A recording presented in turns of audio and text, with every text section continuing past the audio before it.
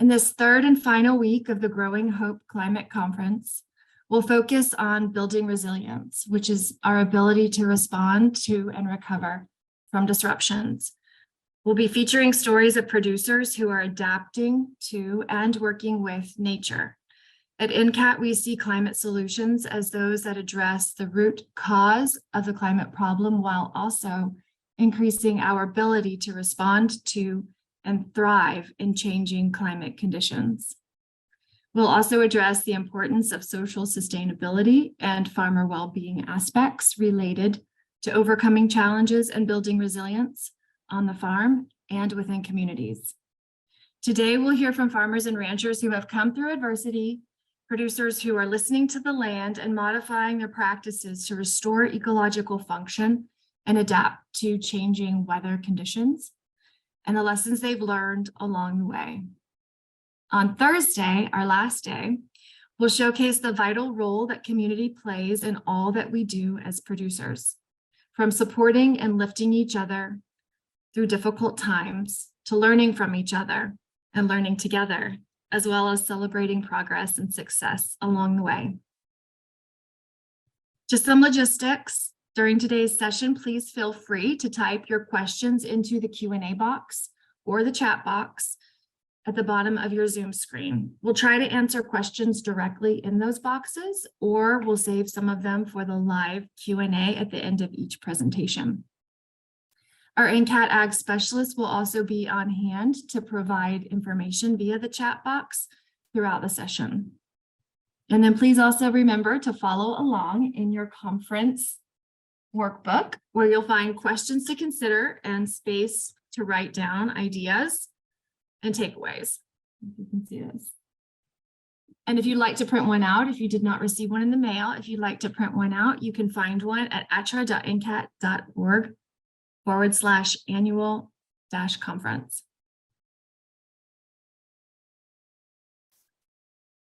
Before diving in, we'd like to acknowledge our conference sponsors. This year's conference is free for all attendees, and that's been made possible by the generous support of NCAT, ATRA Sustainable Agriculture, USDA Rural Development, Rural South Institute, Western SARE, Hemp Industries Association, and Clearwater Credit Union. Thank you.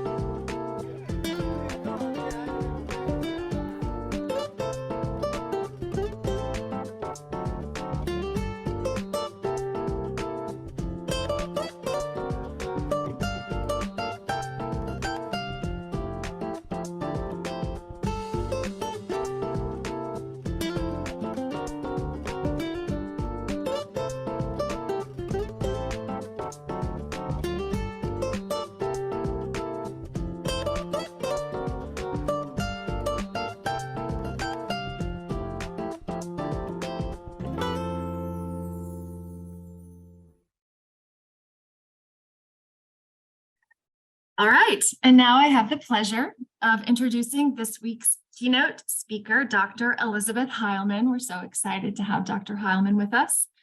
Dr. Heilman is a professor of science education at Wichita State University. Dr. Heilman studies pathways to regenerative agriculture and what producers need to foster sustainable human flourishing.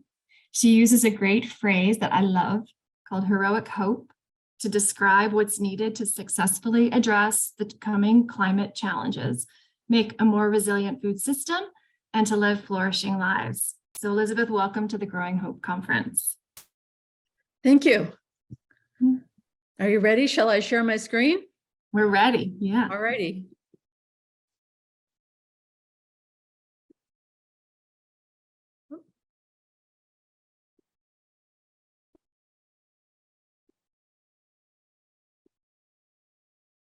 Okay, so my focus will be on building communities of heroic hope. And while there's a lot of despair in our country and perhaps globally, I think we have absolutely every reason to be hopeful because we can reverse climate change. The science is clear, we can do it. And what's more, we are doing it, and increasingly. And also we have every reason to be hopeful about our capacity to live meaningful and happy lives. Similarly, right, the science is clear and we're doing this. So here is a secret. And this is a truth that I think a lot of powerful people on the planet don't want people to appreciate, which is that we can quickly heal our soil and ecosystems within a decade. Bill Gates built a machine to capture carbon, but we don't have to have a machine solution. And we're in the process right now of really having a lot of revitalized communities that improve autonomy. They're vibrant socially and economically, and people are happy living in them. I gotta make sure it'll go forward. How do I make my, sorry about that.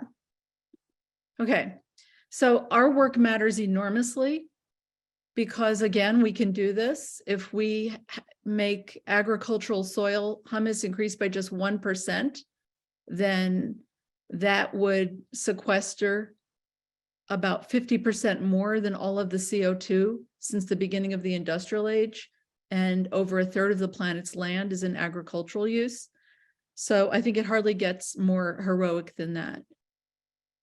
Also, the role of farmers in society has changed just recently. So if you can't find eggs in the store, you find a farmer. Meat is too expensive, you find a farmer. If you need goat milk because there isn't formula, you find a farmer.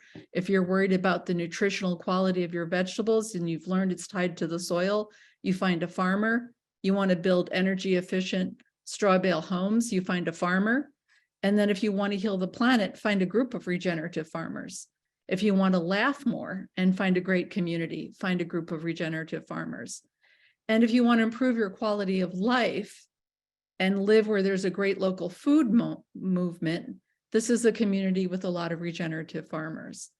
So these are 4 themes that I will focus on, 4 reasons that regeneration at the community level is important. It's important ecologically and agronomically. It's important fiscally because we can make more money. It's important socially and emotionally because communities sustain us in that way. And it's also important politically because empowered communities promote policy for regenerative agriculture and sustainability from the local level through the state and national level. So my time plan is that I'm going to give you the vision of why community matters agronomically and fiscally in about 20 minutes. And then I want to explain what we need to do to develop ourselves as community leaders for regenerative agriculture. So first of all, a strong community of regenerative farmers can create more and steadier rain and a culture of good practice. I want to talk about this because so far the presentations have focused mostly farm by farm, but we're biologically connected. And so when we build a regenerative community in a region, that actually matters. It has a multiplying effect ecologically and agronomically. So Alejandro Carrillo and his neighbors in Chihuahua were able to make more rain because they weren't approaching their work individually, right? They were able to spread high quality practice across an entire region and then increase rain. 40% of local weather depends on local land use and soil health. And for a lot of people, rain matters. We've had drought all over the country. When I travel, almost everybody is concerned about how much rain they're going to get. So Wisconsin, that has a high level of rain, people can still be worried because it goes down slightly. So how much do you need to put in your area, in your region to improve your weather? And it really depends. A lot can affect it. So if you have mountains, how much wind you have makes a difference, but it can be between 5 and about 100 square miles. And there's a lot that's fixed about weather and about rain, but what's not fixed is the type and soil health and the diversity of plant life. And in Southeast Kansas, where we have cattle, if you look at the data over the last 20 years, there's more rain in that region. And there's quite a lot more regenerative agriculture, cover crops, and there's actually just more plant life, right? More vegetation, more transpiration.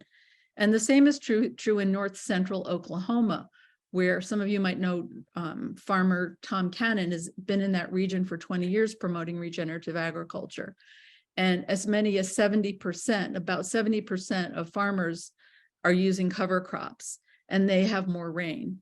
Now, this isn't always carefully studied at these local levels because it's very hard to do a longitudinal study. But this is something I want everybody to be encouraged about, that you can increase community of practice in your region. You can increase your community, and that you're restoring not just your farm and soil health, but you're contributing to an entire region of flourishing. Some of the most famous examples of this come from China, the Middle East, and Australia. So Jordan has regenerated large portions of land, but this can happen on a much smaller level too.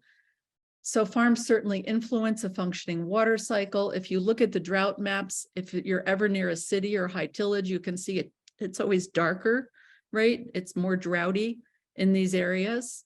And that's because we know that agriculture within a healthy ecosystem has more soil moisture, it has more humidity, it has more rain. Here's the little secret to that. One of the big secrets is that dust from blowing soil that you see with tillage, those are small little particles, and small little particles actually discourage rain. Every raindrop has a seed, and natural aerosols that come from a healthy ecosystem make better rain. So that's fungal spores, that's pollen, that's aromatic carbons, that's these bacteria that grow on plants. And what happens then is both good and bad cloud seeds travel in the wind, right? So dust travels, pollen travels, and it can go up to 100 miles or more. So if you're in an area that has more of these good aerosols, you're going to get more of these natural rainmakers. And so then when water is not in your soil, where is it? When this is not happening, what we see, this is a graph of heavy rainfalls. Then you have more water in the atmosphere, and you're going to get both heavier drought and then shorter intense rainfalls. So this is a picture of Tom Cannon. He's one of the kinds of producers who's built community, who's done every level of the sorts of things I'm talking about. So he has built soil health over 20 years. This is one of those counties where they're getting more rain. He's connected with a lot of different farmers, and he's a leader. So the next benefit beyond building your entire ecosystem in your region is that when you have a strong community, you can make more money because robust communities are keeping food and commodity dollars more local. So these are 5 major ways that communities make more money and they keep more money local that I'm going to share. And jot these down. If there's some of these that seem like a good idea for your community, make note of them. If anybody wants this in slideshow in particular, I'll send you all the slides, because these can be strategies that you share with your local chamber of commerce. These can be reasons, ideas that you write grants for revitalizing a community or adding to your operation. So there's a higher share of the food dollar with value-added products. There's a growing small-scale manufacturing. There's local building products like straw bales and wood grown from fungi, even bamboo, locally generated energy.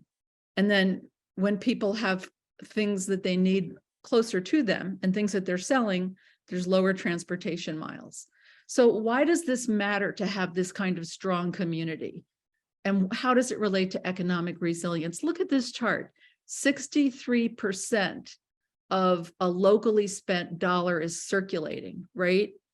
So if you're buying something from Walmart, right, or a chain grocery store, you're only getting 14% that's enhancing the local economy.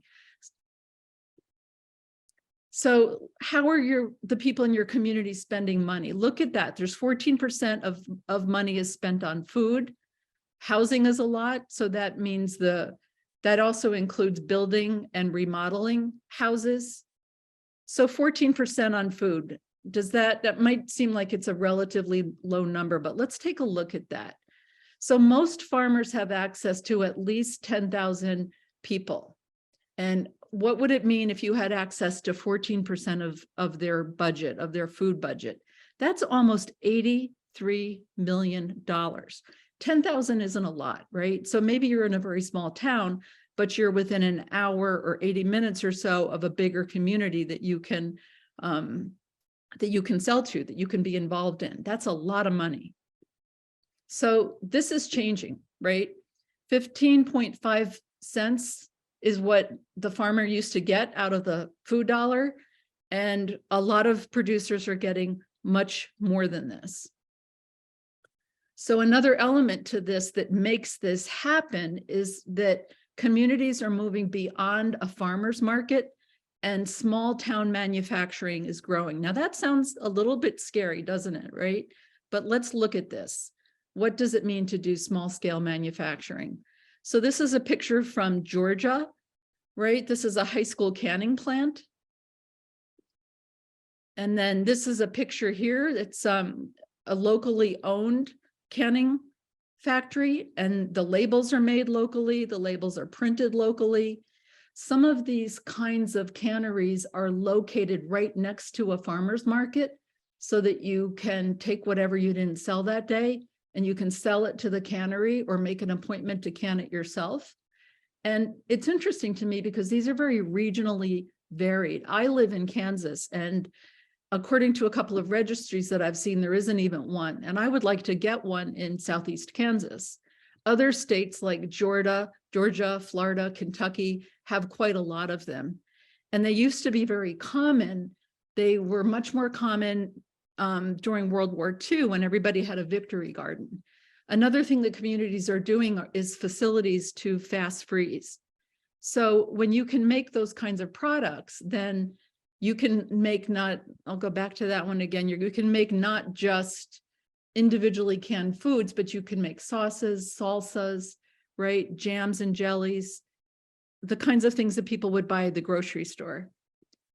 What if you're a grain farmer? How do you get involved in that?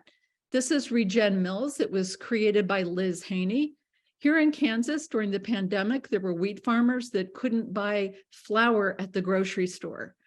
And so this is one of the solutions. This is a mobile wheat milling van that will come to your farm and turn your wheat into flour. And it's not just wheat, it's other kinds of grains. And then look at the difference in price then. So organic wheat as of December was selling at what amounts to 0.33 cents right there for a pound. And it's about $2 on general market price for flour. And that's very, very simple. So these are farmers here in Kansas that still are selling wheat as a commodity, but they're also selling flour and making a whole different category of money. There are only 33 large meat processors in the country. So those are places like JBS, there's a typo in Tyson, but there's more and more regional options that are emerging. So this is just one example. Appalachian Producers Cooperative, they're about to open a regional meat processing center. And that means, again, that there's a lot more profit. And what's especially helpful is that quite a number of them are focusing on grass finished meats. And if you're growing that, you want to be able to get more money for them. So you have to have a processor that can do it for you and help you market it. So there's many more of these. This is here in Kansas. This is a mobile meat market. This is run by an Amish woman. She also has a store, and they will come to you and they will process any number of things for you, including chicken, goats, in addition to beef. What's interesting about community produced food dollars is that it includes pretty much everything that people eat frequently. So that can be bread, pasta, so bread made from local wheat, pasta made from local wheat, granola, cereal, jams, but it doesn't include junk food. Related to this is a comeback of locally owned groceries. That comeback is happening in two ways, which is that there are more locally owned stores, but also that they're expanding the local food wares. So even if there's been a locally owned grocery store, they're carrying more and more goods from area farmers. So why is it important to sell food, not just commodities? This is from the USDA. They're telling us that food prices are going to continue to rise in 2023, but they're expecting that farm profits are going to decline. Why? Because there'll be lower commodity prices. So that means that things like corn, beans are expected to sell lower, and farmers don't have control over that, right? You don't. You have to sell it on what the current market value is. So there isn't always a good argument for why food costs more and commodities are so much lower. Farmers can reduce anxiety about that by selling not just commodities, but selling food, because you can guarantee it. So many farmers feel like they didn't get the memo that 2023 is supposed to be a year that's where they don't make as much money. There's more in control for farmers. With regenerative agriculture, you typically have much lower inputs. You're not spending on nitrogen or as much on pesticides.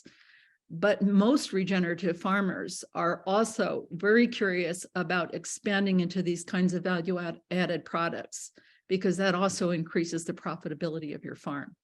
This is an interesting one. There's a movement towards locally grown building materials. And then these are things that farmers can grow. These can create, this is an example of a straw bale building from Michigan. And these are the way that actually that people in the Plains state originally built homes, because straw bales are right here in the Plains. It should be considered odd to us that a lot of houses are built from lumber from the Pacific Northwest. So you're reducing a lot of travel dollars that go into that product when you're building something out of a local material. So this is another way that farmers are making money. And here again, this is in Kansas, in Southeast Kansas. We've just started a proposal with a local building trades community college to start to get people involved in learning how to do this. So this is a book that is very exciting, How to Save Your Downtown with Small Scale Manufacturing. And let's take a look at what these kinds of things are. So everybody's familiar with a local microbrewery, but pretty much every industry can be done in a micro way. And a lot of it is because technology has reached this entirely new level and it's affordable. So that purple light is on a metal 3D printer. These are other 3D printers. This is something that it's a blanket weaving machine. So it takes all kinds of fabric. You can buy one of these and it's digital. If you break a part, you can 3D print it. So what kinds of industries come from this? This is Opie Way. This is in Western North Carolina, and they're making shoes, cute shoes, we might notice. This is a business from South Dakota. This is their machine, and they are making different kinds of yarn. And they're back ordered by 3 months because there's so much demand. Wherever there's livestock, there's different kinds of leather. The United States lost a lot of furniture making companies, mostly to China, but there's been a rejuvenation of this. So this is something that some producers that are selling their animals to these smaller meat processing facilities are getting their leather back and then selling them locally to furniture makers. So leather makes furniture, shoes, it makes all kinds of things. Another category is energy. So communities that are energy efficient are very appealing. This is a way that farms are integrating energy. So sometimes solar panels are used to provide shade and be installed between rows of vegetables. Lots of us have seen big windmills on various farms, but there's also different types of smaller windmills. This is a hydroelectric setup right here.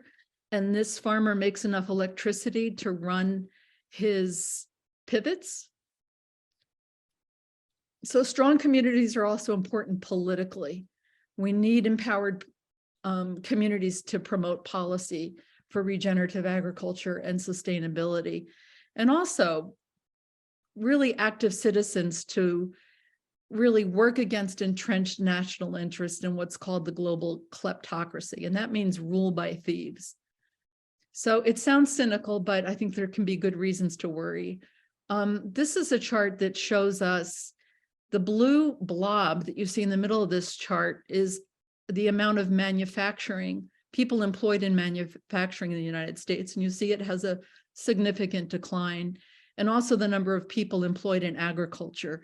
So we are starting to shift these blue and green components from the ground up, from rural communities out. So this is really an emerging pitch battle between local ownership and control, and then globalized public-private merged corporations. So we went through a long period of urbanization and then industrial globalization, and now it's coming back around. So what is the future going to be like? This is a quote from Forbes that the future is going to be transhuman, where you'll start to turn into a machine. There's a very different idea of what our future should be, which is healthy communities and really healed ecosystems and happier lives. So let's take a look at what actually affects hope, happiness, and our health. What do we really need? Do we need a brain chip? Do we need to become a machine? People are happier when they have connection. That's super important to a happy life. Family, friends, and good community relationships. People are happy when they have meaningful, interesting work, when you feel like you're contributing something to the wider good and that you have competence in it. So it's important for people to be able to achieve goals with predictable struggles, and farming can have unpredictable struggles, but when you do regenerative farming and when you have a rich community and you're able to sell things more directly and build your downtowns, then that increases your safety. People are happy with enough money to live without financial worry, but getting more money than it's a lot for a family of four nowadays. They say that would be $90,000 a year. But when you go beyond that, people get a boost of happiness or for a couple of months, but it doesn't last. So why would we produce enormous unbalanced wealth when it's actually not going to contribute to people's happiness? The other is that you feel like you live in a just world, right? And so a social and a civic and political system that helps these other elements happen, help people feel happier. If you feel like you're living in an unjust world, that reduces happiness.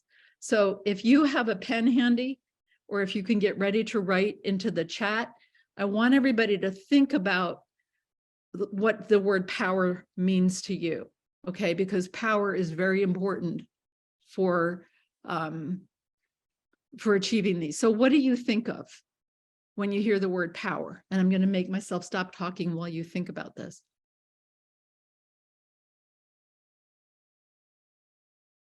You can write it in the chat. What do you think of? What are your associations?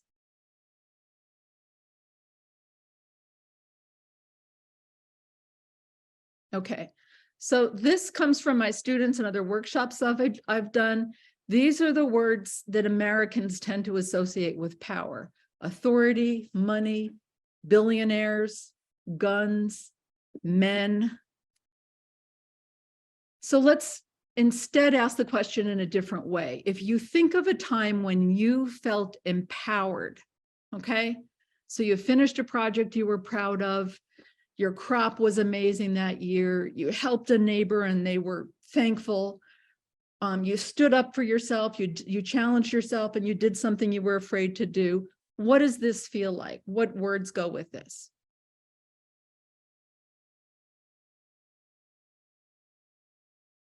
All right, how does it feel when those things happen? How do you feel?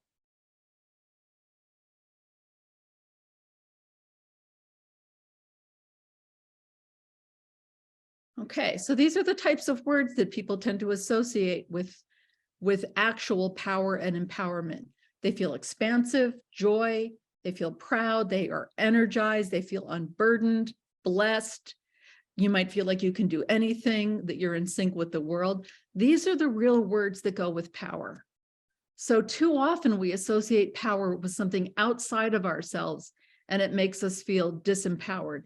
This is the biggest danger to your farm. This is the biggest danger to your community, to believe that you are powerless. You're not. Socially, the most dangerous feeling is that you can't fight, oh, that's a typo, that you can't fight City Hall. You can fight City Hall. This is a quote from Margaret Mead. Never doubt that a small group of thoughtful, committed citizens can change the world. Indeed, it's the only thing that ever has. So people can absolutely improve their communities and make their lives better. But what we have in our society right now is a pretty widespread incidence of trauma-driven behavior. So what you see here on this chart are these core needs of safety, esteem, love and belonging, justice, and fairness. And if people's needs are not met in this, you can have either a fight reaction or a flight reaction. So you can become risk averse or reckless. You can become a workaholic because you don't feel like you're worthy, or you can just become somebody who avoids challenge. If your love and belonging needs aren't met, you can become a people pleaser or a distrusting loner. If you've experienced too much unfairness, you either can get very apathetic and conforming, or you can ruminate on it, just really be volatile. So if you look at this chart, you know that might characterize a lot of people, right? So that's a problem. Why do we have this? This is a chart that says 40% of Americans experience depression and anxiety. Youth are often depressed and anxious. The kids report that 70% of their friends seem to be depressed and anxious. And this is interesting. The rich and most successful people are often depressed and anxious. So it sounds to me like our system hasn't really been working for us. And if we were plants, I would say that our ecology is out of balance. So how do we start to turn this around? The bottom of this is to allow hope and connect to those feelings of power that we just looked at. And then to build emotional resilience with self-awareness. And that means being aware of those elements on that trauma chart that you just saw. Most people are not well in some kind of way. I certainly haven't always been well in my life, right? But you have an opportunity to develop your courage, to make better connections. And then the next phase is to build your skills, both practically and then emotionally too, right? Build your happiness through a community. And when you build those on the individual level, you connect to the broader level. So leaders in regenerative agriculture, I think, have learned how to hack their issues with fear, esteem, shame, love, belonging. And we'll talk a bit about how in these last 10 minutes. And this to me is heroic. This is the core of being heroic, is that most people are afraid to start something new or make a petition to change something happening in your community or get together with people to write a grant. A handful of inspired leaders can and does set the ball rolling to regenerate entire communities. And that means each and every one of you. So here's an example from Kansas. This is Michael Thompson. He started slow and he talks about changing his mindset. And this is the kind of journey that you can take. Michael started by himself in regenerative ag. He started to involve his family, and now he leads the Kansas Soil Health Alliance. And he also talks about how he had struggles at every step of the way. People do. So when you have your inner brain, your fight-flight reaction is triggered, it's harder to make good choices. So again, you have to understand when this is happening to you and understand these kinds of decisions. So what is a human being? So a human being is actually a lizard. We have a lizard brain that's an amygdala that's extremely worried about basic safety, right? And the interesting thing about human beings is that we hold on to worry easily because our brain thinks that it kept us alive. So it must have kept us alive for 300,000 years, but in modern society, it can be unhelpful, right? So you've got this anxiety center. And then on top of that, you have a mammal brain and then a frontal cortex. So it's important for us to know that chronic and habitual emotions, our gut feelings, right, might not always be the right thing. So these are some of these core emotions that leaders in regenerative ag have faced down. So learn to face your fear. A lot of farmers have more uncertainty and safety trauma than other professions because the weather's out of your control, commodity prices are out of your control, policies have flipped around so that people have lost their farms in communities at large rates at multiple points in history. So if you know that you have a tendency to either do too much risk taking or to avoid it and never start, that's helpful. How do you handle fear? What helps? And again, this is both psychological science, but it's also the proven things that farmers that I've interviewed in my studies do. So do the thing that you least want to do and procrastinate most the first. So that's called eat the frog. I like this one. This is making a done list. We constantly make to-do lists and it makes us feel like stuff is undone, you know, and that there's this endless list of tasks, which there are. But when you make a list of what you actually accomplished, you get a dopamine hit, and then that makes you feel more in control, and you literally have a happier brain, and it leads to more success. These are tiny kinds of hacks, but they're the kinds of things that can be the individual tipping point to make you more confident and make you a leader in your community. People often have ruminations. Learn how to not worry when you worry. So is he thinking that he should add a radish to the cover crop mix, right? This is another one. Our visual cortex believes what it sees. So make a vision board, and that motivates you. This is the Chaska Sod Farm mission statement. You can make a mission statement from your farm, and when you see it every day, it also helps to inspire you and keep you on track. Even towns do better with explicit mission statements, and these mission statements take pride in everything you do, build a positive team environment. I want all of us to be actively involved in our communities and sharing those same strategies. You also get a dopamine hit when you see improvement on your farm, but make yourself notice it. So just like you have a done list, right? And you're noticing that I got this done, I got that done. Actively notice when you're seeing improvement. Write it down, take pictures, and then that feels like meaningful work.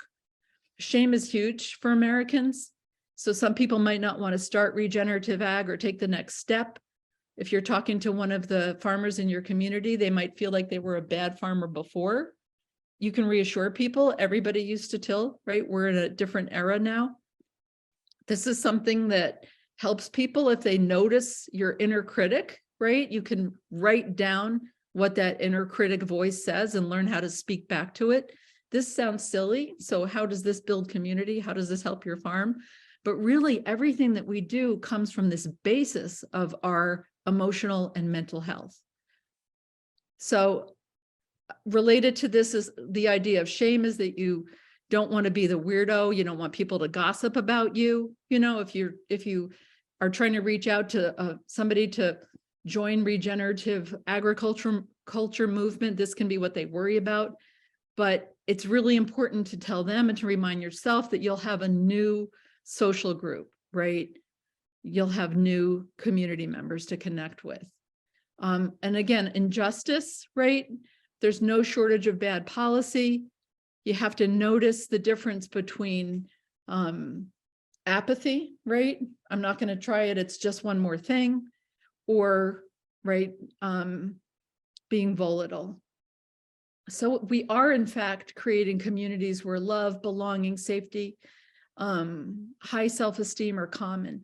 What our children need to grow up with less of the trauma on all of these charts is something called a holding environment, right? A context of love and belonging that contributes to their basic overall psychological development. And this is something that a good community can provide. So what is the start of the wheel? We sometimes think that what we need the most are good ideas, but notice that good ideas here are not the first thing, that we really get individual change and community change. It starts with hope and that self-awareness, that's first. And then people with an ethics of care. There's no shortage of people interested in helping their community, really, right? But they don't always have hope. They wanted to change, they would be willing to help, but they don't really have that spark of inspiration. Actually, that should be number 3, right? The inspiring ideas. Okay, so in conclusion, most societies have a perception that the environment, the natural world is a resource. It's a thing separate from us. It just services us. But we are one with the environment. All of those charts and slides that you just saw about unhappiness tells us that we are creatures and we are not in sync in our environment, right? We need something that we're not getting, or else people would be flourishing more than they are in our current system. We are the environment. We're organic matter. We're made from the earth's elements, and we also require each other, right? So acknowledging this is improving our relationships with the natural world. It brings peace within ourselves and sustainable health to our lives. So this is the really good news. Engineering solutions will help us get back in balance ecologically, but it's not enough. We're also creating a transformation of our consciousness. I see it happening, right? I travel, I go to a lot of different communities, and there's a combination of heightened hope and heightened worry, but I see a transformation of consciousness. And this means we're also reconstructing our idea of history and the past and our idea of progress and the future. So does progress really mean continued change, continued machines, continued objects, or does it mean rethinking where we've been and finding a new way for people to flourish? We're transforming our relationship to nature and also to each other, because human beings do not survive by themselves, right? So to have a healthy emotional ecology, we have each other. So we're returning to meeting our organismic needs within our ecosystems, right? Without destroying our ecosystems. So that means this moment, we're on this transformational cusp where we're transforming our relationship to land, soil, power, and community. And now I will stop sharing. Dr. Heilman, that was amazing. Thank you so much. I mean, you just went right into the heart of it towards the end, and I'm inspired by how folks emphasize the word power when you said the idea of empowerment. Like, it's not about exercising control over others. It's about what feeling empowered means to you. And I don't know if you saw what was coming through in the chat, but some beautiful words: strong, confident, choice. I love that word choice. It's about choices that we get to make, right? Feeling energized, peace was one of those. Right. I can resonate with that feeling. Right, peace. And successful, exclamation, just success, feeling successful. Right. So we have a couple questions, but I want to ask one question in particular, many questions. But when you talk about this opportunity to build confidence and courage and really cultivate this heroic hope, what comes right alongside that is the feeling of being really vulnerable, putting yourself out there, going out on a limb. So I'm wondering if you could maybe talk about that that dichotomy, the strength and the vulnerability kind of at the same time, and still moving ahead with both of those. Right. Yeah, that's a really great point. And I think I really would like to emphasize with everybody listening that the people that I'm inspired by and leaders in Regen have that vulnerability. These are not people that would consider themselves to be, top of the line with mental health or the smartest, but they're people that are willing to be vulnerable. So Tom Cannon, who I had a slide on, he's increased his soil organic matter enormously. He's influenced his entire county. And at No Till on the Plains, he talked about having crises, giving up alcohol at a point. And what it really came down to for him is he had a group of men that he meets with regularly, right? He has a community of support that he's found. So that's crucial. We have to take care of the agronomic. We need that, right? But then we also have to inspire ourselves. It isn't just enough to tell people, this is the way that you can heal your farm. You have to have that inspiration. Farming is hard, right? For lots of reasons. It's a difficult profession. And we're right on the front line of climate change, which can also be scary. So how do you maintain that vulnerability to grow and develop these hacks and commit to it? And really the best answer is community.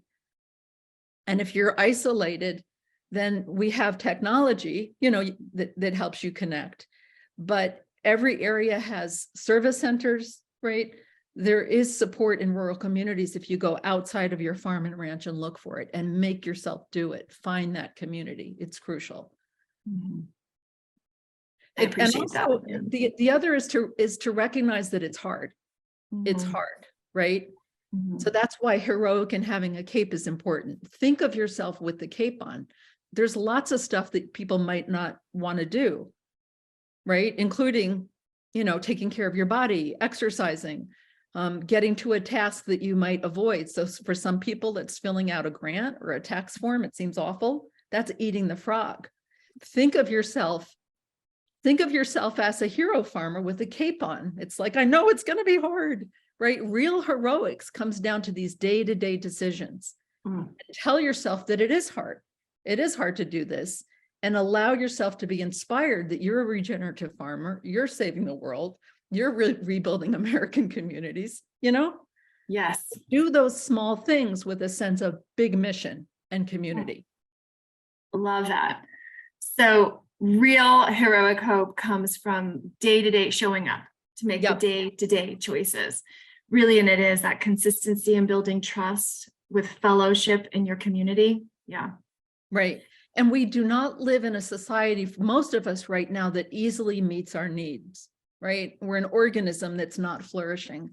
And so that's going to be hard. If you have a plant that you're trying to heal up, you have a field that you're trying to work on, you have sympathy for your field. It's trying to get better. You're that same field that needs more, right? I love that. Yeah, it's beautiful.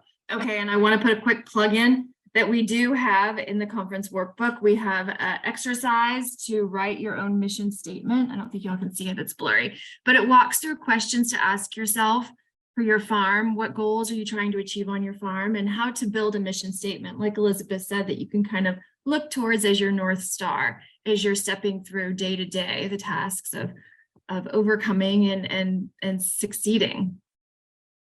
So I have two questions for you, Elizabeth, from the audience.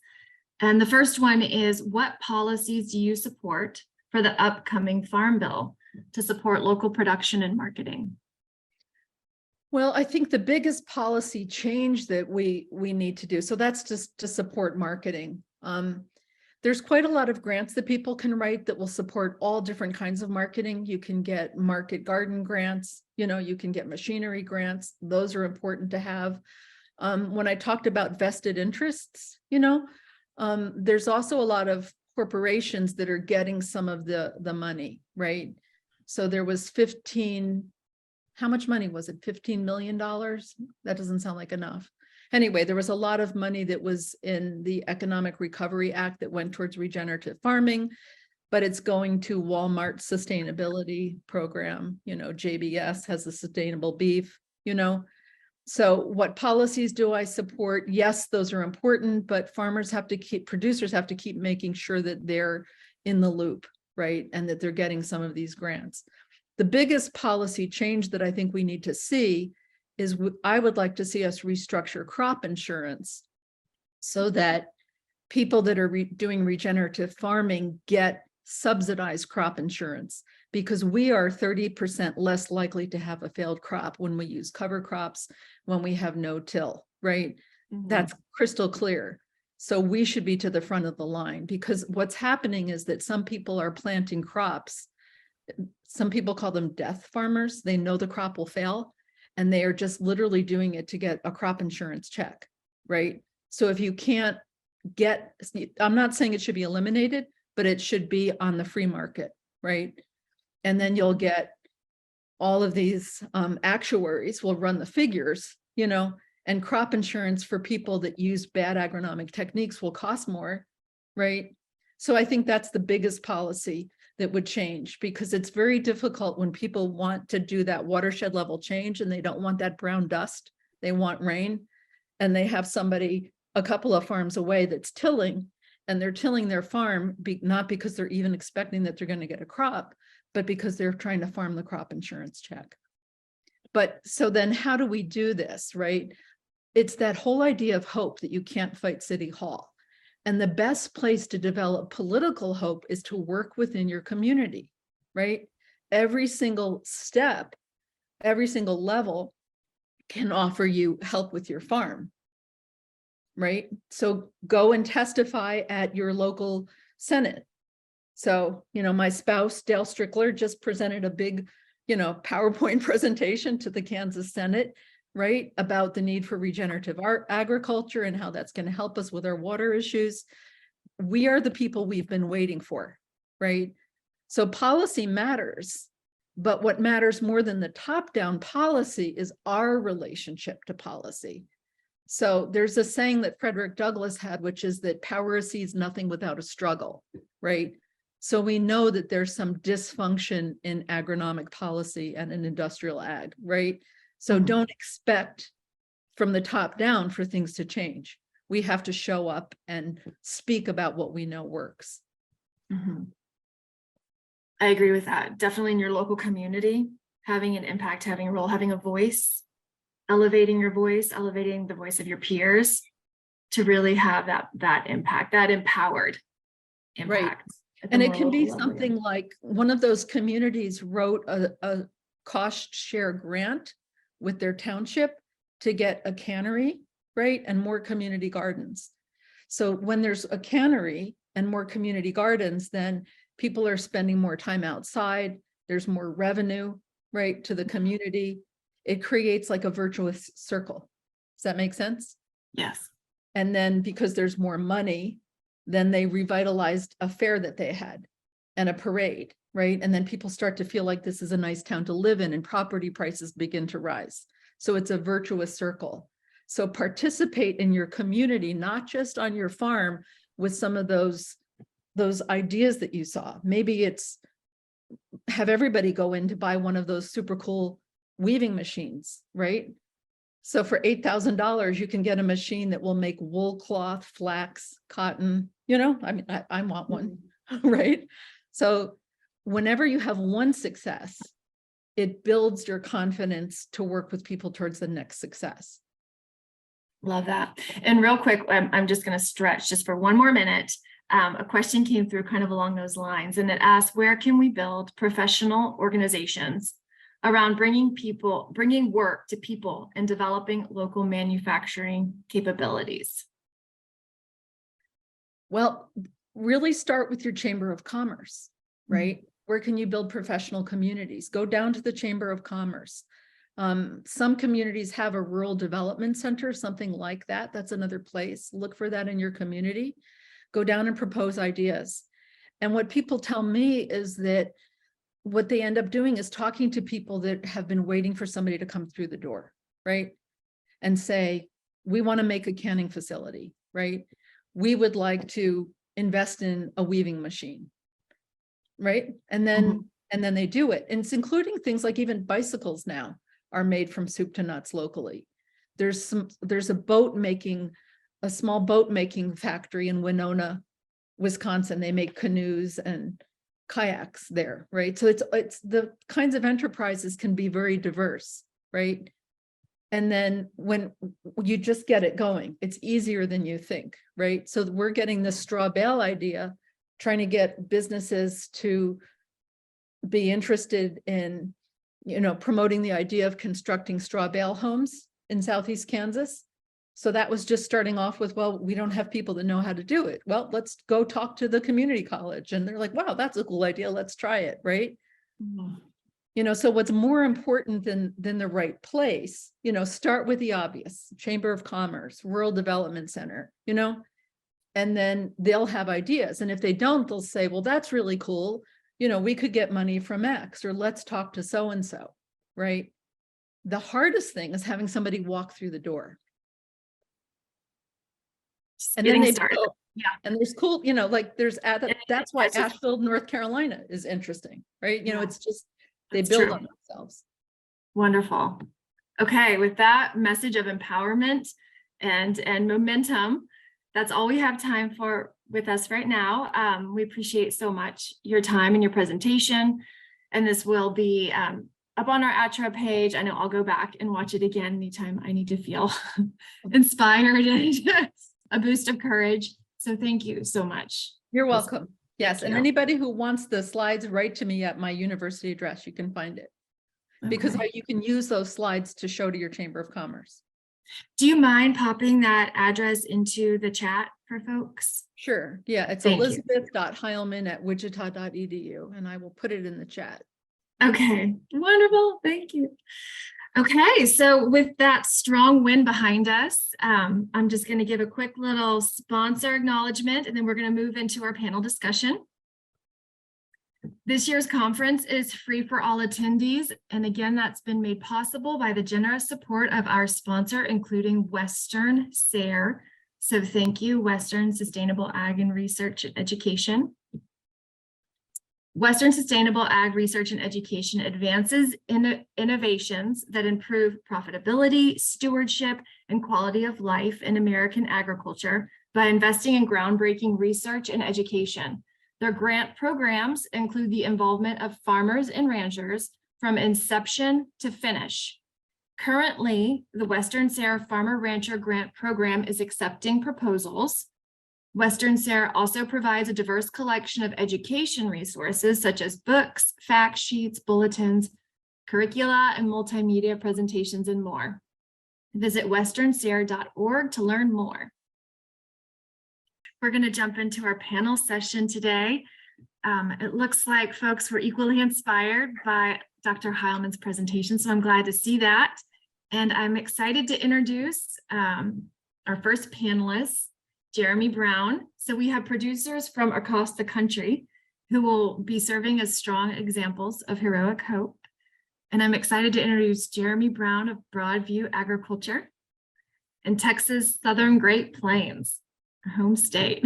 Welcome, fellow Texan, where he and his wife, Sarah, and their 4 children farm conventional and organic cotton, wheat, rye, grain, sorghum, and multi-species cover crops.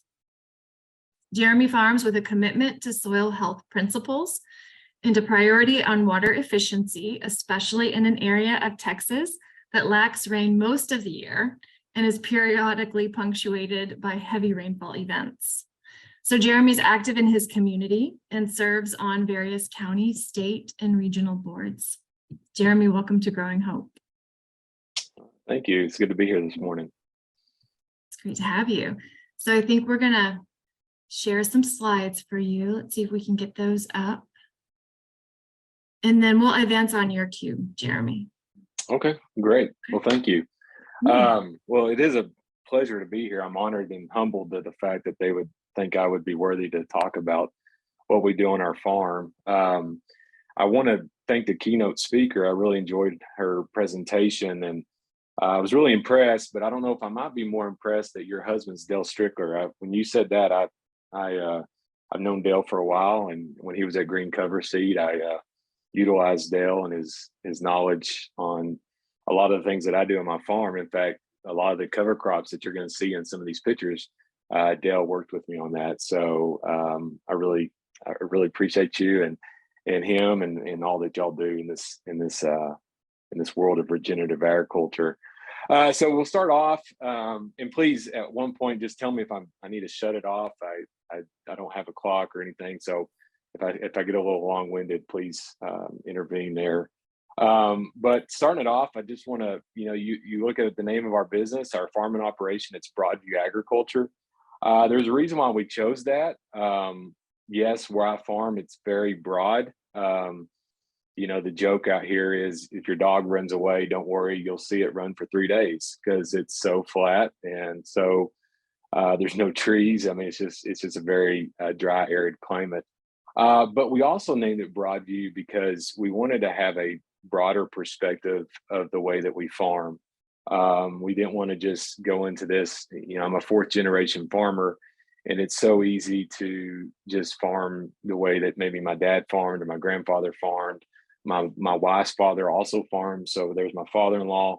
And a lot of things that we do in production agriculture are generational, not that they're necessarily wrong, but we wanted to have a broader perspective on, just some different techniques in the way that we farm. So there's that. So yeah, you can go ahead and advance to the next slide, please. Yeah, so if you see here, we did create a mission statement. And so can I give you a little background? Like I said, I grew up farming with my dad and my grandfather, but as it was stated in the keynote speaker, farming is very volatile. It's a lot of risk. And so in the late 90s, my dad had some bad years in production agriculture. And I was just starting my freshman year in college, and about my sophomore year, I thought I was going to come back and farm, and my dad decided to have a career change. And so I really was away from the farm for about almost 10 years. I got my degree in agriculture, went and worked in some other industries and did some different things. But my heart and passion has always been to farm. But I'm really thankful for those times away because it allowed me to see things differently. Opened my mind. I was in business, learned the importance of mission statements, and just really learned a lot of great tools and resources to apply to my business. And so with the help of my father-in-law, we got back into production agriculture in 2008. And when we did that, we created this mission statement. Now, I will preference the fact that I'm a person of faith. I don't deny that. I try to live my life. Sometimes I do, and sometimes I don't, on the Word of God. And so you'll see that in these slides here. So that's where I'm coming from. That's the way I view the world and everything that I do. So as you see this mission statement, we look to manage and steward the natural resources that God has given us to feed and clothe the world. And the reason why I put that there is I had to remind myself that the one that created what I do is bigger than me, and really it's His, and I'm just a steward of everything, the land, the air, the water, everything that I do. And I feel humbled that He would entrust that to me. But we try to do that to the best of our ability, to go out there and feed, and also put clothes, because we're mainly a cotton farmer, the world. And we founded it upon this scripture in Proverbs 22:1, and it says a good name is to be more desirable than great riches.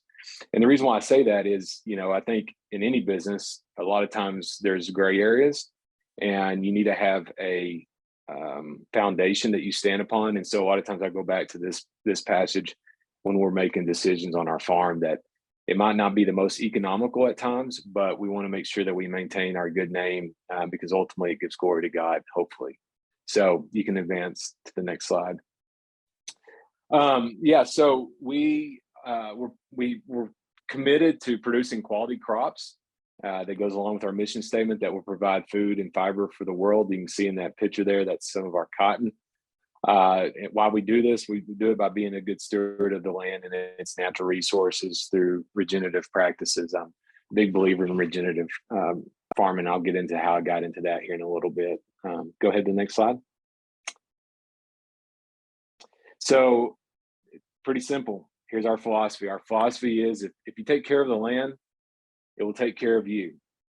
And so this next passage is in the book of Matthew. It's actually throughout the gospels there, but it's the parable of the seed and the sower. And if anybody that's read their Bible or anything like that, they've grown up, hearing this parable, and Jesus goes on to explain the parable. But I read this one day, just in my daily Bible reading, and it says, and still other seed fell on good soil, where it produced a crop 160 or 30 times what was sown. And so this was about, let's go back in time, about 2013, 14.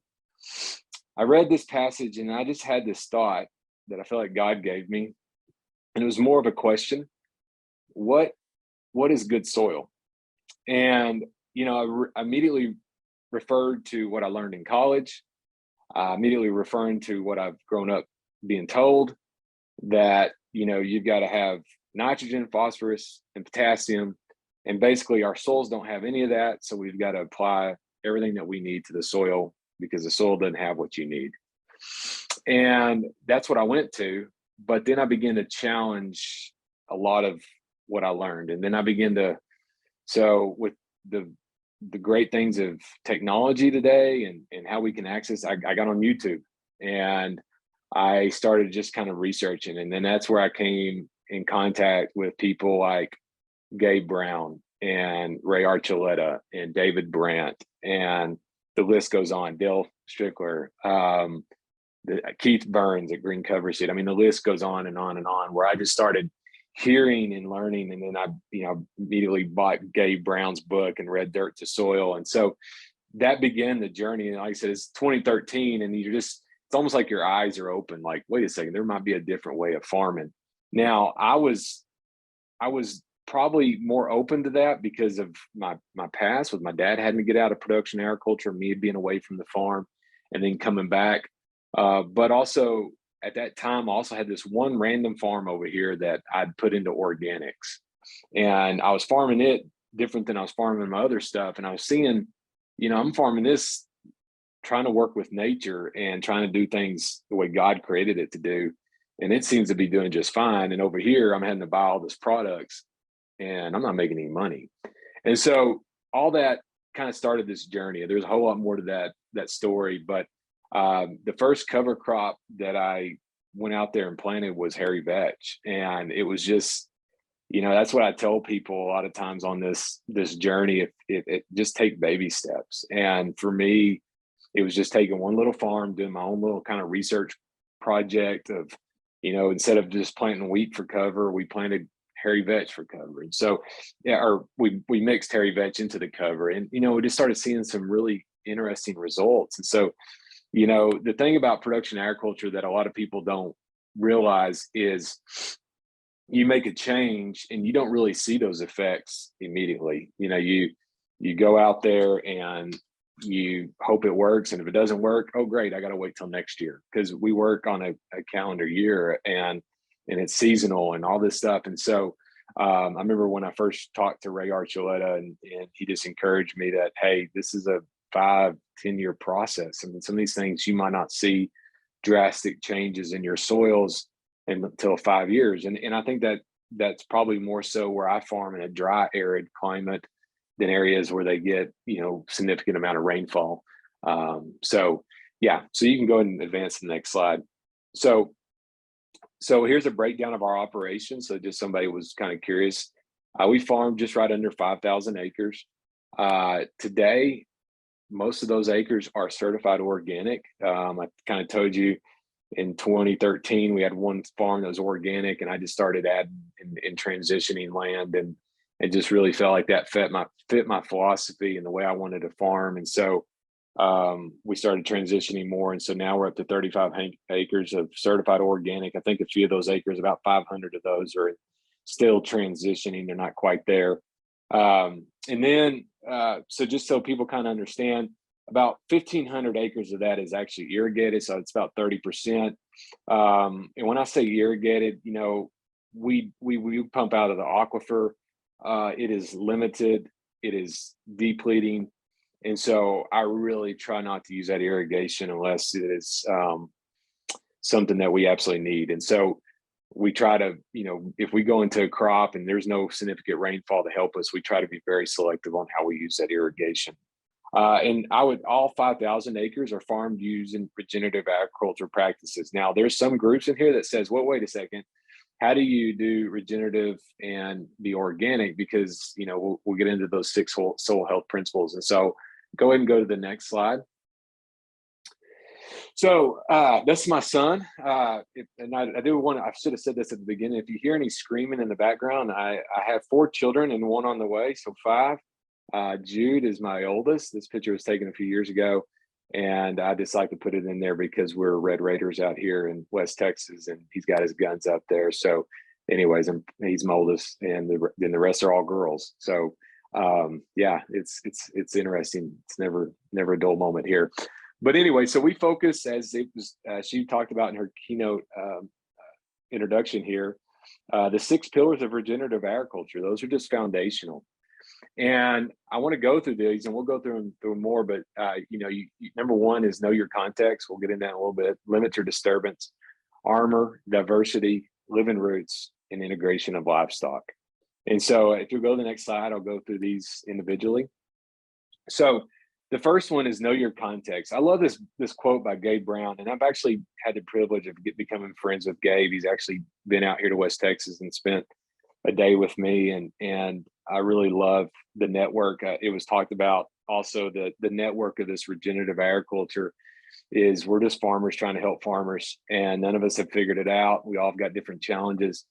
But a couple of years ago, they went in there and they added this principle as number 6. And I've heard other people do this, but I agree it needs to be number 1, and that's know your context. And what that means is you got to know where you farm.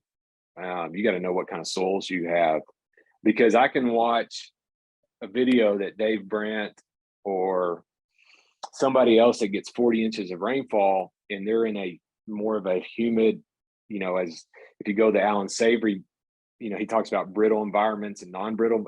If I'm trying to do my operation like somebody in a non-brittle environment where I farm in a brittle environment, that doesn't work.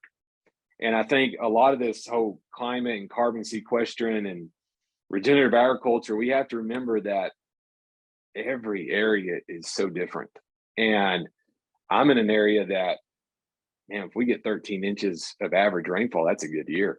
2022, we went almost 12 months with maybe 1 or 2 inches. And so when you look at the 6 soil health principles, you got to know your context, and you got to know that sometimes you might plant a cover crop and it never come up because it didn't rain.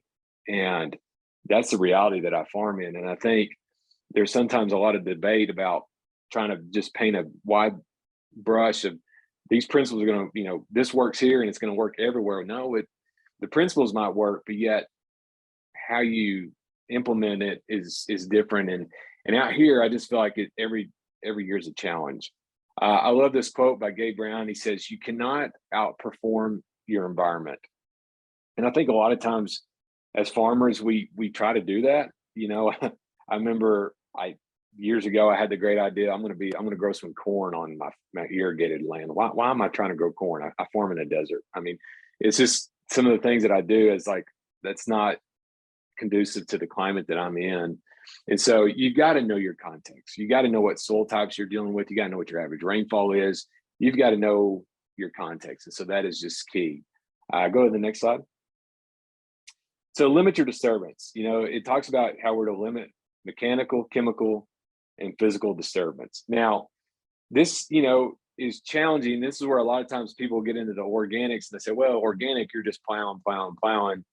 And I would argue on my operation, we really try not to plow unless it's absolutely necessary. Now, for me, the only way I can terminate a cover crop and the only way I can help my weed suppression is through tillage.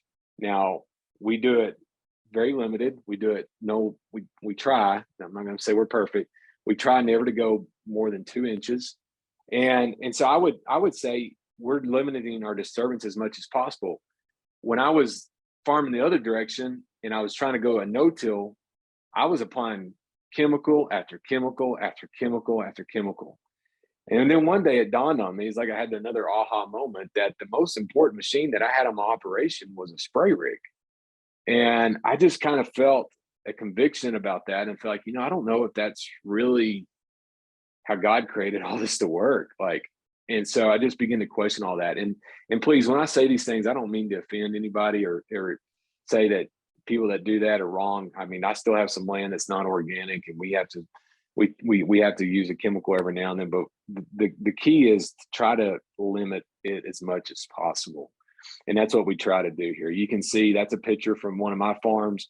If you look kind of down below, that's a cotton stalk, and below that you see all the cover and the residue, where you wouldn't have that if you're just tilling all the time. And you can see probably from, if there's any soil scientists, you can see that I farm in a sandy loam soil, probably more on the sandy side. So it makes for different challenges than some areas. So I go to the next slide. The third principle is armor. As you can see, that's another picture of our farm. If you zoomed in there close, that's probably a rye or triticale cover crop. You can see the carcasses of a tillage radish there, nitro radish in the background. There's probably some hairy vetch that was put in there. But the key is to keep the soil covered. Nature always works to cover itself. And so this is a principle that we're trying to do all the time. Like I said, that some years it works. I mean, you take 2022, I mean, we were so dry that not one cover crop came up. And so to have that kind of biomass or residue is almost impossible. And so, but reach out to my network. I remember I emailed Gabe Brown last year, just kind of like, man, I'm just feel like I'm beating my head against the wall. And he was in a drought also. And you just had to go back to the principles and just keep staying focused on the goal, and then doing what to do. And so we try to armor the soil, and you can just think, it does so many benefits. Your soil temperatures are going to be a little cooler. When we do get a rain, we're going to capture more of that rain. We're going to have less evaporation. It keeps the sand from blowing. That's a problem that we have. I was going to put a picture of that, of a sandstorm of West Texas. I don't know if you've ever seen a haboob, but we get those quite often. So anyway, so that's a picture of the armor. It's very crucial. It builds your organic matter, and it's something that we're constantly always trying to do. And it's always a challenge in a limited rainfall environment. So go to the next slide. Diversity. There is no monoculture in nature. And I don't know why in production agriculture, we got to where we just grew one crop. And I was guilty. We'd grow cotton, or then we'd grow wheat, or we'd grow grain sorghum. But I love the principle of diversity, and I love what all it does. You can see that's a picture that was taken a couple months ago, probably. You can see there's a Australian winter pea. We've got some radishes, some rape. Those cereals is a blend of triticale, rye, spring oats, barley. I think that mix, we had 8 to 9 species. This is the mix that Dale helped me with back in the summer. We planted that in August, September, and I'll get into that here in a second. But we're just trying to always bring as much diversity. Now, a lot of people say, well, they think you need to have a crop rotation plan. Well, when you farm in a dry, arid climate, that can be quite challenging on what you do. And so what I try to do is, my main crop's cotton. We mainly grow cotton. And what I try to do, though, when I'm not growing cotton, we do grow some wheat and some rye and grain sorghum, but most of the time it's cotton. And so I try to bring as much diversity in my cover crop mixes as possible. And so, like I said, there's 8 or so different species. Last year, we didn't even have a cotton crop. It was so dry. And so when we finally got a rain, like early August, we got a little bit of rain, we went in there and planted a warm season mix. And so I have some land that we're going to be planting cotton again in May. But since the time I planted cotton, or really since the last time cotton grew on that piece of land, I've had about 25 different species of growing of diversity. And so it just brings, so many benefits. It feeds the microbes. I don't get into all the science of that. There's a lot more people smarter than me, but the way I look at it is, if I eat the same thing every day, if all you eat is donuts, you're going to look like a donut. And so we're trying to feed as much diversity to our soil through the cover crops. Next slide. Living roots. Maintain a living root in the soil as long as possible throughout the year. So this is a picture of one of our it's an organic cotton farm. One of the things that we are doing, that's an irrigated farm. So I want to make sure people understand that's irrigated on subsurface drip irrigation. We do have some land that has subsurface drip. A couple of years ago, through Gabe and a guy named Adam Chappell, I learned about some things that Australians are doing. They're widening their row spacing of their cotton. To me, is like another light bulb went off. Totally makes sense. I'm always griping about I need another rain, or not griping, asking God, please give us another rain. And so we've gone to a wider spacing of row on our cotton. So that's 80 inches. So those cotton rows are 80 inches apart. We're planting that right on top of our drip tape. Our drip tape is 80 inches apart. So we are utilizing the water. I mean, it's amazing how less of water I'm using there. And so in that picture, what we did, that cotton was growing.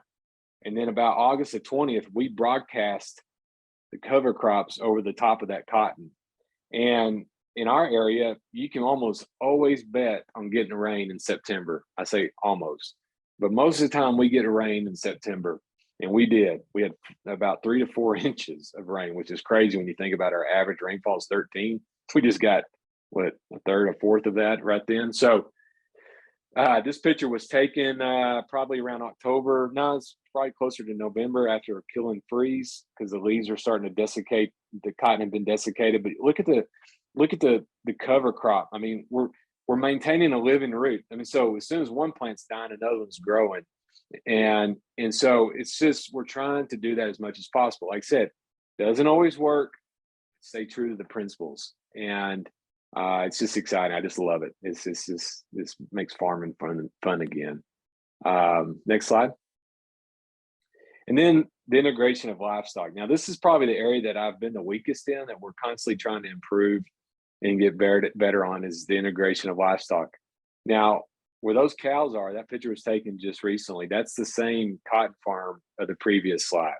So the cotton's been harvested, the cover crops came, we had a little bit of spring stuff in there that kind of winter killed, but then we have the livestock out there. Nature does not function without animals. Grazing plants stimulates the plants to pump more carbon into the soil. And so that's where we're at right now. That's probably the area that we're trying to focus a lot of our attention on. How do we bring in the livestock? How do we do it properly? I'm a firm believer in the savory principle of moving them. I will first say that we're not where I want to be, but we're moving on down the road. And so I think we just try to focus as much as possible. Right now we have, I think, just under 1,000 head of cattle and about 100 sheep grazing across, the land that we have now. Some farms don't have any water. They're rain fed only. And so that makes it another challenge, is how do you integrate livestock when you have no source of water? That's where I feel like the sheep can fit perfectly in that situation, because they don't drink as much water, so we can haul water in. But that's what we're trying to do. So it's we try to focus as much as we can on these. So I'll go to the next slide. I think my time's getting close to being done. I love this quote by George Washington. I know of no pursuit in which more real and important services can be rendered to any country than by improving its agriculture, its breed of use for animals, and other branches of husband's cares. Next slide. Thank you.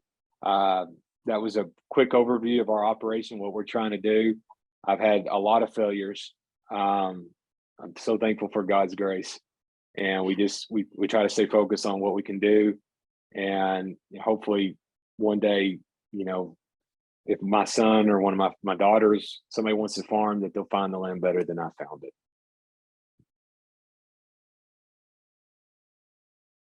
Jeremy, that was wonderful. Thank you so much for the overview of your farm. It's a lot to pack in to 30 minutes. You did a great job. Thank you. I want to reflect back that, you started with that mission statement. And then I heard, as you were talking about adapting your practices, adapting your tillage use, for example, and taking your spray machine away from being the number one piece of equipment you used on your farm, and really using that mission kind of to guide your decisions, the questions you would ask and the decisions that you would make. It's very grounding. Thank you. Yeah, thank you. And then we have a few questions. I think I'll just ask one and then we'll move on to the next presenter and then save some of these questions for the panel. Okay. The one, let me pull this up here. One of the questions came through the question and answer, and it asks, how has your farm been doing during the extensive droughts that we have been experiencing? Yeah, it was tough. I felt like we had made a lot of ground. That sounds funny, a farm.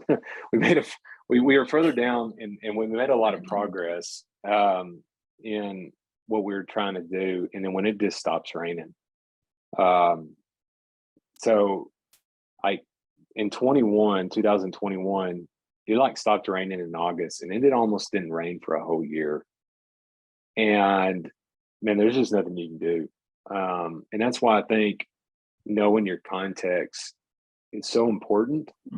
I'll give an example. I mean, and I don't say this to brag, but my cover crop bill was $75,000. And to go out there and plant a cover crop and pay that kind of bill with the hope that it's going to rain, that's just the risk that we as farmers take. Now, I believe in it. I firmly believe in it, and I budget accordingly, and I budget for that. But it's a high risk, volatile game, I guess we're playing. It's legalized gambling in the right and kind of around the way. But you know, our previous the keynote speaker talked about crop insurance, and you know, it's a tool that I have to have. I mean, because of those years. I mean, I cannot control the weather, and you know, we don't try to abuse it. We try to, you know, it's a risk management tool. But it's been tough. We're in another dry season right now. We had all that rain in September and then it turned off dry again. And a lot of these covers where we had cattle grazing, like that picture, we're having to move them off. We're having to move those cows off quicker than we wanted to because we're losing the forage for them to graze. And I don't want to overgraze it. So it's a challenge. And I think, you know, in production agriculture, it's not a box that everything just fits in.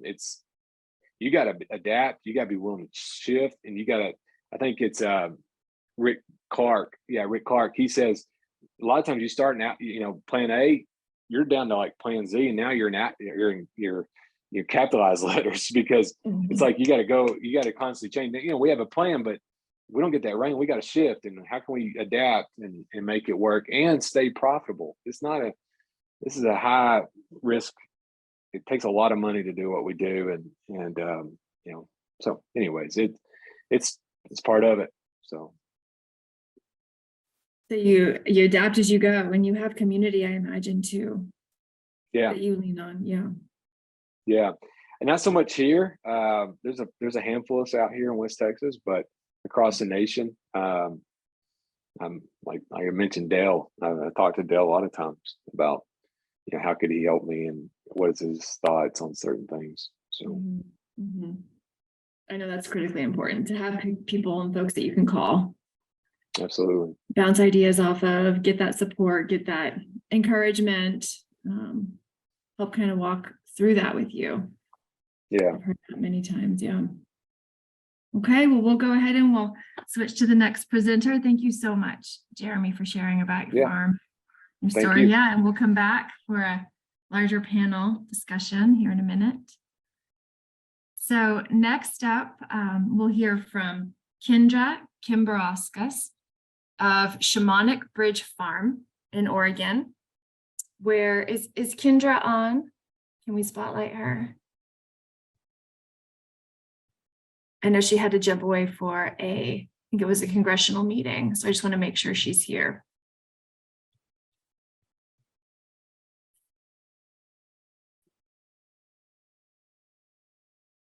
Okay, I think we're going to switch gears real quick and she can't turn on her video. Oh, there she is. Okay. There you are, Kendra. Hi. Okay. Sorry about that. So Kendra is in Oregon, where she and her husband raise beef cattle, hogs, goats, and poultry on pasture. Kendra also serves as the Senior Director of Agriculture and Food Systems at SIX, where she oversees SIX's rural, sustainable ag, and food systems work. Kendra also co-founded what is now Oregon's most influential small farm advocacy organization, Friends of Family Farmers. So welcome, Kendra, to the Growing Hope Conference. Thank you for having me. Let me see if I can get my screen to share here. All right, can you all see my screen? Yes.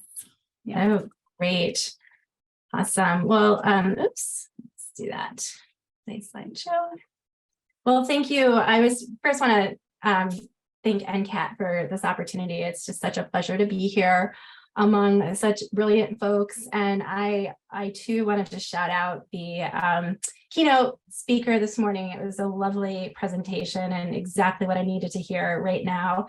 And then also, Jeremy, your farm is incredible. And so thank you for sharing your story with us. So my name is Kendra Kimberauskas. I use she, her pronouns.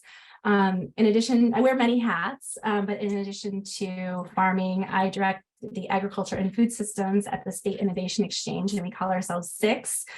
And just a little bit about SIX, we are a strategy and resource center for state legislators who want to work on progressive issues, and we work in all 50 states. We have about 3,500 state legislators who are part of our network. We've worked with probably a number of you who are on this call in some capacity. And then specifically the agriculture and food systems work, we strive to organize with farmers and partners and legislators to build progressive solutions to rural agriculture and food systems policy. And if you want to learn more information, our ag program, I have our URL there, and then also for some of the more rural work that we're doing. But today I am going to put my farmer hat on, and I'm going to talk about some of the challenges we've been having on our farm here in Oregon, and what it's been like to farm through climate change and just persevere in a rural community during these times. So with my farmer hat on, just a little bit of background about myself. I am as far back as I know, generation farmer. I've traced my lineage back, and I have lots of farms in my history. I grew up on a dairy farm in Michigan. My husband and I, this is Ivan, I want to shout him out because he is a full-time farmer, and together we farm 70 acres in Oregon. Scio is the community that I live in. Our farm is on the unceded territory of the Kalapuya people and borders beautiful Thomas Creek, which flows into the South Santiam River, if you're familiar with the area. We call our farm Shamanic Ridge Farm, and I'll show you in a little bit why our farm is named that. So just to give you some grounding for where we're located, if you're either familiar with Oregon or not familiar with Oregon, our farm is about an hour and 15 minutes or so south of Portland, and we're really in the heart of the Willamette Valley. So Salem, Oregon is the capital of the state, and we're about 30 minutes outside of Salem. And it's really important for context here is that our farm is in the wet side of the state. So the Willamette, so Oregon is, if you've ever been here, you probably, if you've flown into Portland and you've gone south, it's a very, we're known for lots of rain. We get a lot of rainfall a year. It's very different than the previous presentation that we heard, but then the eastern side of the state is pretty arid. So we have, high desert, little rainfall, colder temperatures, and that is a particular point for this presentation. So our farm is, as I mentioned, is about 70 acres, and really we strive to center all of our farming activities on a high soil welfare and animal welfare system. We have basically been restoring about 70 acres of conventionally farmed property, and we've been doing that by planting our pastures into perennial grasses. So now our pastures include a mix of orchard grass, red clover, white clover. We've been experimenting with bird's foot trefoil, and then also some herbs like chicory and plantain. And in addition to planting perennial grasses, we've been experimenting with some different cover crops that are beneficial to pollinators. So this is a field of phacelia that we had planted last year, and we actually grazed this once and it came back in full bloom, and it was just lovely for folks that, were coming by the farm.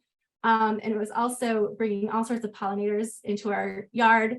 And it was, at one point, I was able to do just a very informal pollinator survey, and I found 18 different pollinators in a 3-foot square area of this field. And in the background, you'll see Shamanic Bridge, which is the namesake of our farm. We also have a beef herd of about 40 steers, and we practice managed grazing on irrigated pastures. We work with a local organic dairy, and we cross his Jersey cows with Wagyu semen. And we've been really pleased with this particular cross. The animals are smaller in stature, but have they gain really nicely on our fields, and they have incredible marbling. This is something, so we, as I mentioned, we use managed grazing. So we rotate our animals through the perennial pastures, and we move them daily, sometimes twice a day, depending on the time of the year. And we also raise goats. We're raising a Boer, which is a meat goat cross. So we have some dairy does, and we have Boer bucks, and we've been raising out meat goats. And we found that where we're at in particular, there's a huge market for meat goats.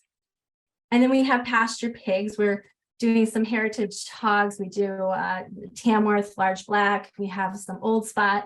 And because our land is so wet, we only have our pigs seasonally. So we work with a local producer, and we used to breed, but again, it's really hard to overwinter hogs on our land. And so we work with a local breeder and get piglets as weaners and grow them out, and we butcher in the fall. I also have some other small enterprises on the farm. I do bees, honey. We have a big market garden, and in 2020, big market garden. And then we have a small raw milk dairy. Right now my cows are dry, but I have 3 milking cows. This is Esther on the right and Flower on the left. And then in 2020, we noticed that there were, and obviously with COVID hitting, there were food shortages all across the country. And that was particularly true in our community. And so we built a farm stand on our farm, and we worked with several local farmers, and we really have a full diet farm stand. So we have meat and eggs and raw milk and veggies. And it just really became sort of a center of our community where we didn't have to have contact with folks. People were able to access food. And we have it as an honor system. So folks would just come and pay and get what they needed. So I wanted to share a little bit about our farm because everything changed in 2020. So on September 7th, 2020, and I'm hoping that this video plays for you. But we had a very, very dry summer, and there were some easterly winds that basically picked up and started blowing, and hopefully this will play. And so this was on Labor Day of 2020 when the winds shifted and basically everything changed for us.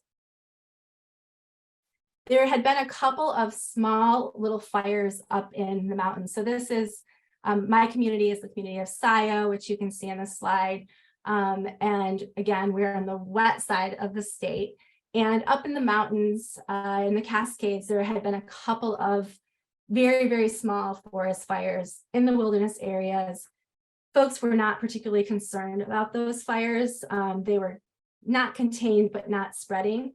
And then everything changed on September 7th and September 8th, when those easterly winds picked up and started blowing from the east. We had very, very low humidity, very, very high fire danger. And at one point, these 80-mile-an-hour winds were causing the fires to race as much as 100 and burn 100 acres per minute. We had the winds also pulling down electric lines, which were causing additional fires, and then those fires would pick up and start running. And if you can notice, my little town of Scio it was on the west side of the state, but the easterly winds were causing the fires to race toward us. So this slide doesn't look like much of anything, but this is at 9:30 in the morning on September 8th, 2020. And when we woke up that morning, it was pitch black. You can see the little flecks, that was ash that was dropping. And this is probably the scariest day of my life. And we were not prepared. We did not anticipate, because we live on the wet side of the state, that we would have fires that would be impacting our farm. And this was the same day, 10:30 in the morning. The sky was this eerie, dark red. We were having charred leaves and pine needles blow over from the east side and land in our yard. Same day, this was noon. The sky never really changed from this color that day. The sky was like, there was so many particulate matter and ash in the air that your eyes were burning. And so I was wearing my swim goggles, trying to locate our animals, and we started to evacuate animals, and then we were moving other animals in on irrigated pasture land so that they would be safe from the fire. And it was also part of a community of people, because we have livestock, we have rigs. We were going up into the mountains and helping people get their animals out, helping people get out. And this was, just to give you a sense, this was like in the middle of the day, and this is what the air looked like. So thankfully, our animals were safe. A lot of animals did perish from the fires and from the smoke. But for about 3 weeks, we had some of the worst air quality in the world. And one of the things that I was constantly sort of on my mind is, not only the health of our animals, but the health of the people, because people were, we have a large homeless community in Oregon, and people were having to live in this terrible, terrible air quality, as well as farm workers and folks that had no other choice but to be outside. I found that the only way I could be outside is if I had a respirator on. So the fires came, the fires went. And then in December of 2020, the rains came. And we were so glad when the rains came back, because we're on the wet side of the state, no fire. But the rains came, and then the rains didn't stop. And so in December 2020, we had something called an atmospheric river. And this is at our irrigation pump where we pull water for our pastures. And we just had these incredible flooding on our creek. And there was so much water, there was nowhere for the water to go. So there is this thing that happens when in Oregon, where I live, which is relatively flat, where when there's nowhere for the water to go and the soil is so saturated, it does something that what the Weather Service calls aerial flooding. So you just get these like river systems that form across your farm. And then, so that was in December. And then in February of 2021, we had this incredible ice storm. And the ice storm was so beautiful. I've never seen anything like it before, but it was catastrophic.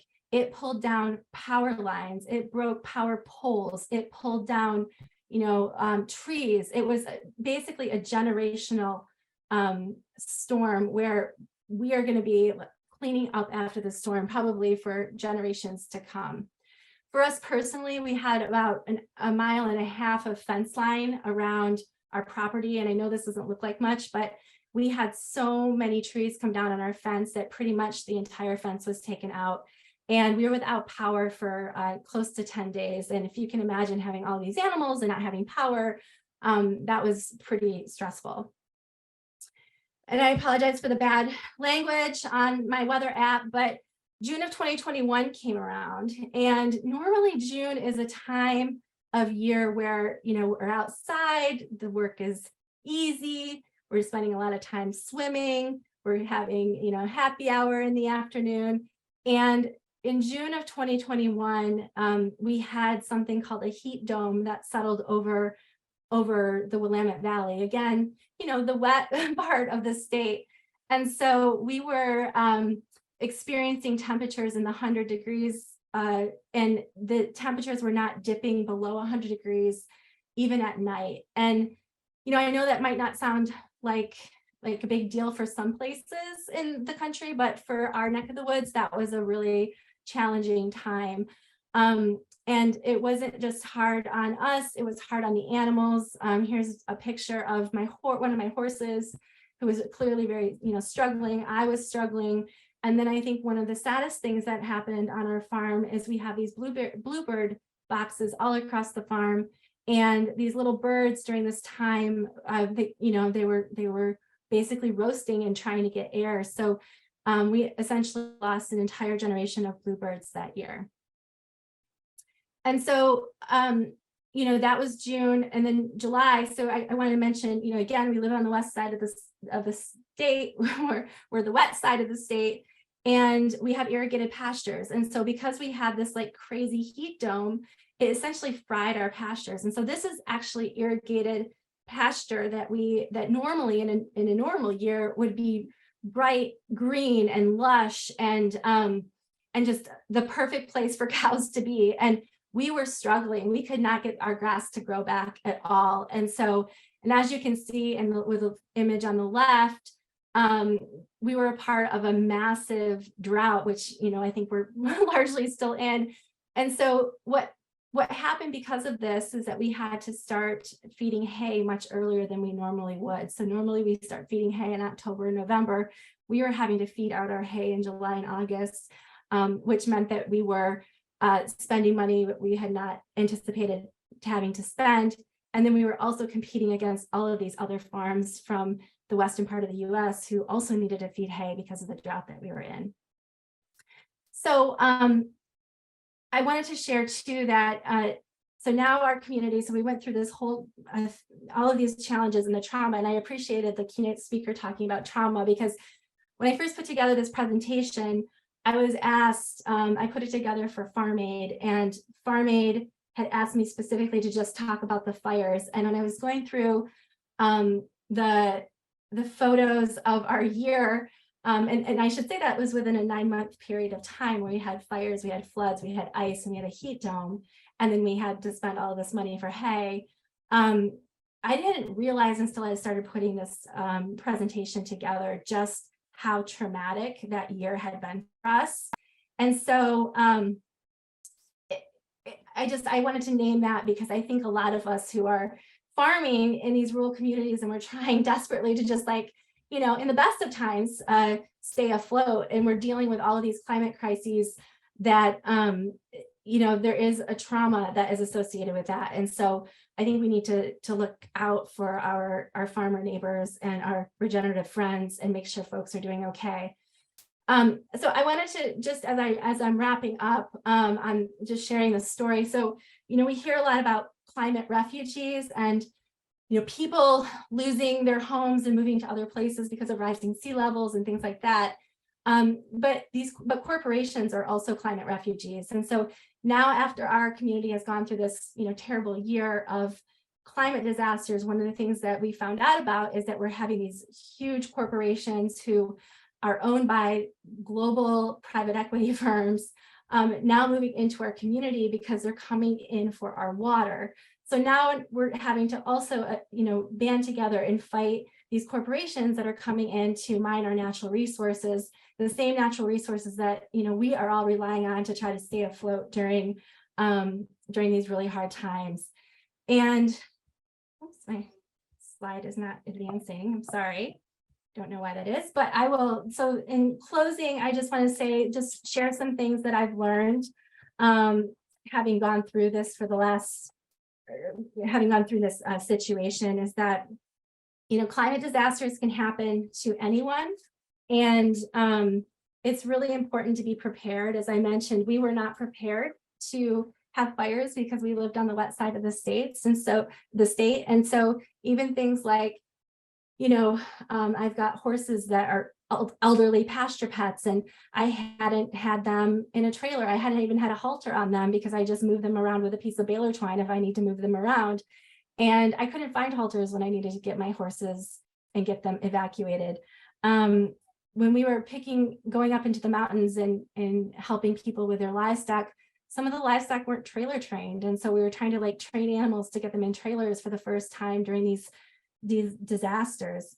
And as you can imagine, when animals feel stress, they get stressed, or when they're experiencing stress and they're picking up on stress from the people, like they can be freaked out. And so that is not always conducive to needing to get out of a place very quickly. But I would just say too that, really one of the things that I found going through this challenging year, and then now dealing with these corporations that are coming in, is that the community is the most important thing. So, our community, we don't agree on everything, but when times are tough and it's time for people to come together, it really has been this community, mostly of regenerative producers who have come to rely on each other and who've band together and who have shared resources to not only help one another during these crises, but also now that, we're fighting these corporations that are coming in, like we're tight, and we know that there's a lot to lose, and we're there for each other. And it really has been, regenerative agriculture in my community has really been about also regenerating our community and our resilience. And so I think I'll stop there. Thank you.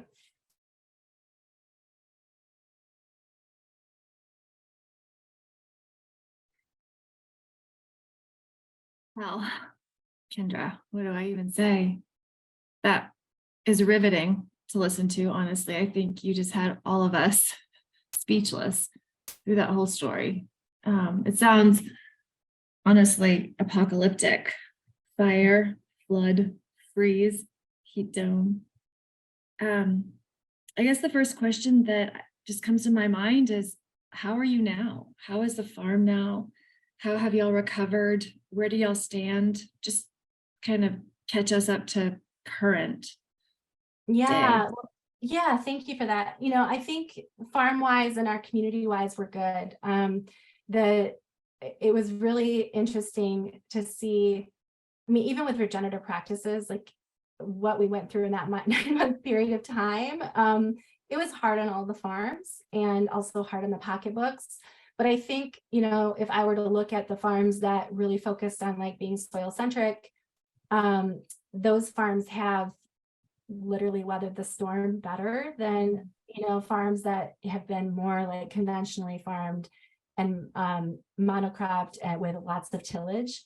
So I think in that regard, like the farms, our community is good. And I think it was a wake-up call that we weren't prepared. And I think that that's the message that I would like to share out to everyone here, that if you think it can't happen to you, like you might not have, a fire, but you could have something else that is out of your control.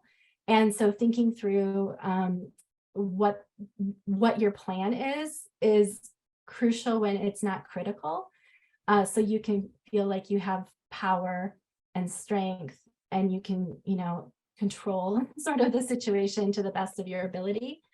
I will say, I think because our community came together to support one another in the fires and then during the drought and everything else, we were stronger as a community when these corporations, we're in the middle of these fights right now with these corporations coming in.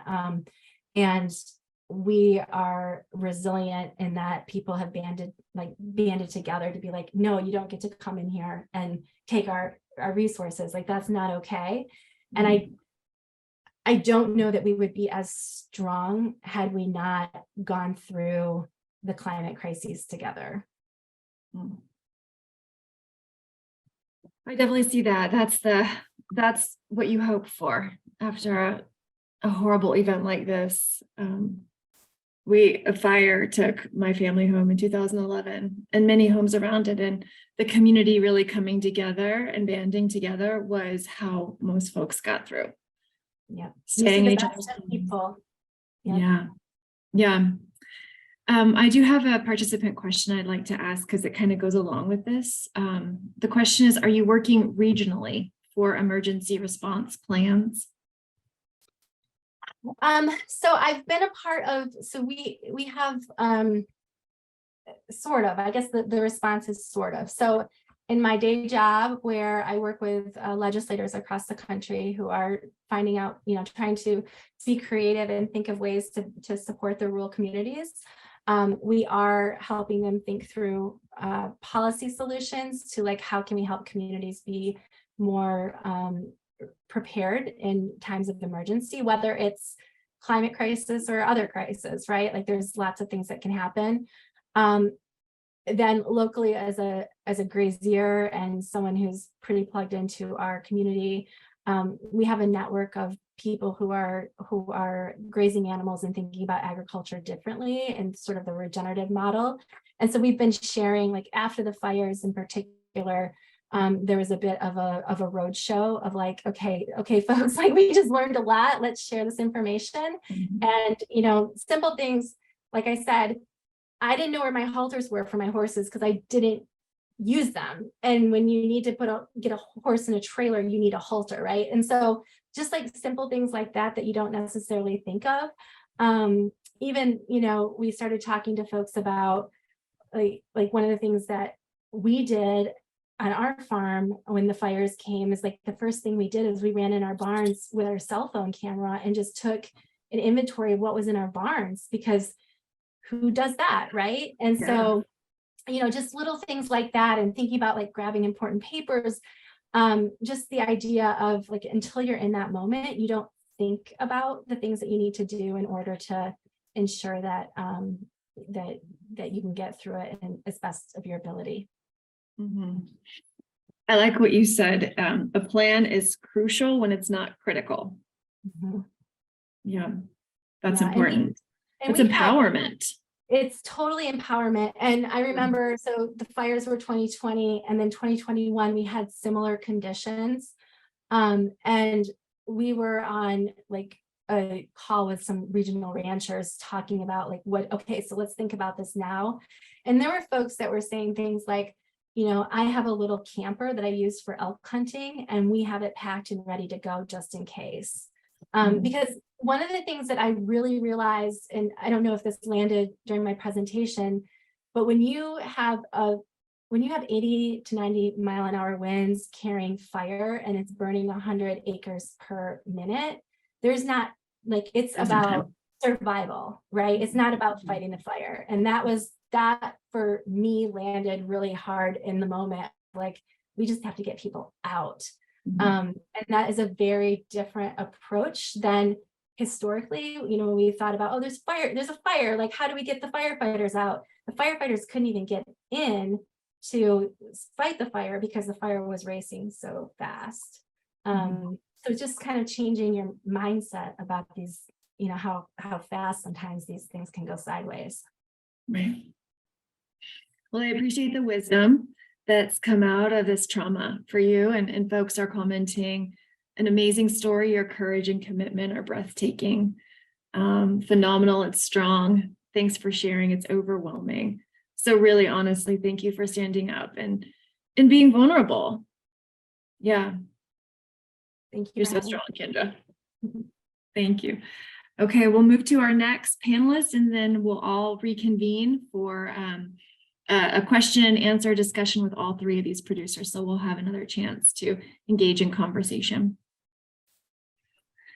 Right, so moving on to our next panelist. Our next panelist is Lisa Schmidt of A Land of Grass Ranch near Conrad, Montana. Hi, Lisa. Hi. Hi. Lisa raises cattle and sheep and direct markets grass-fed beef and lamb, along with wool products. Lisa's story is one of heartbreak, determination, innovation, beauty, and resilience, and strength. As a writer and leader in her community, she tells a powerful story of experiencing adversities and making it through hard times. So Lisa, welcome to the Growing Hope Conference. Well, thank you, Elise. I don't think I would describe my life that way, but I appreciate your summary. So I do want to say that I don't feel like maybe I'm a great representative of resilience, because I think all of us have gone through some good times and bad times. And that's why we're where we are. But I really would like to share some lessons that I've learned from my really smart friends and family. So I'm going to see if I can share my screen.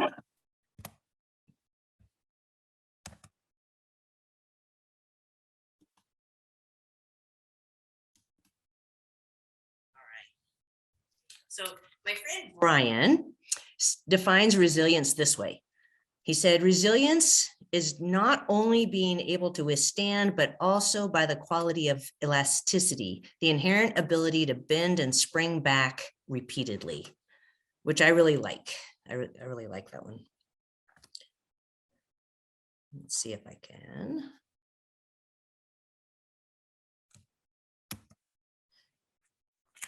My good friend Teddy Roosevelt puts it this way. Teddy says, it's not the critic who counts, not the man who points out how the strong man stumbled or where the doer of deeds could have done them better. The credit belongs to the man who's actually in the arena, whose face is marred by dust and sweat and blood, who strives valiantly, who errs and comes short again and again, because there is no effort without error and shortcoming. Who does actually try to do the deed, who knows the great enthusiasm, the great devotion, and spends himself in a worthy cause, who, at the worst, if he fails, at least fails while daring greatly.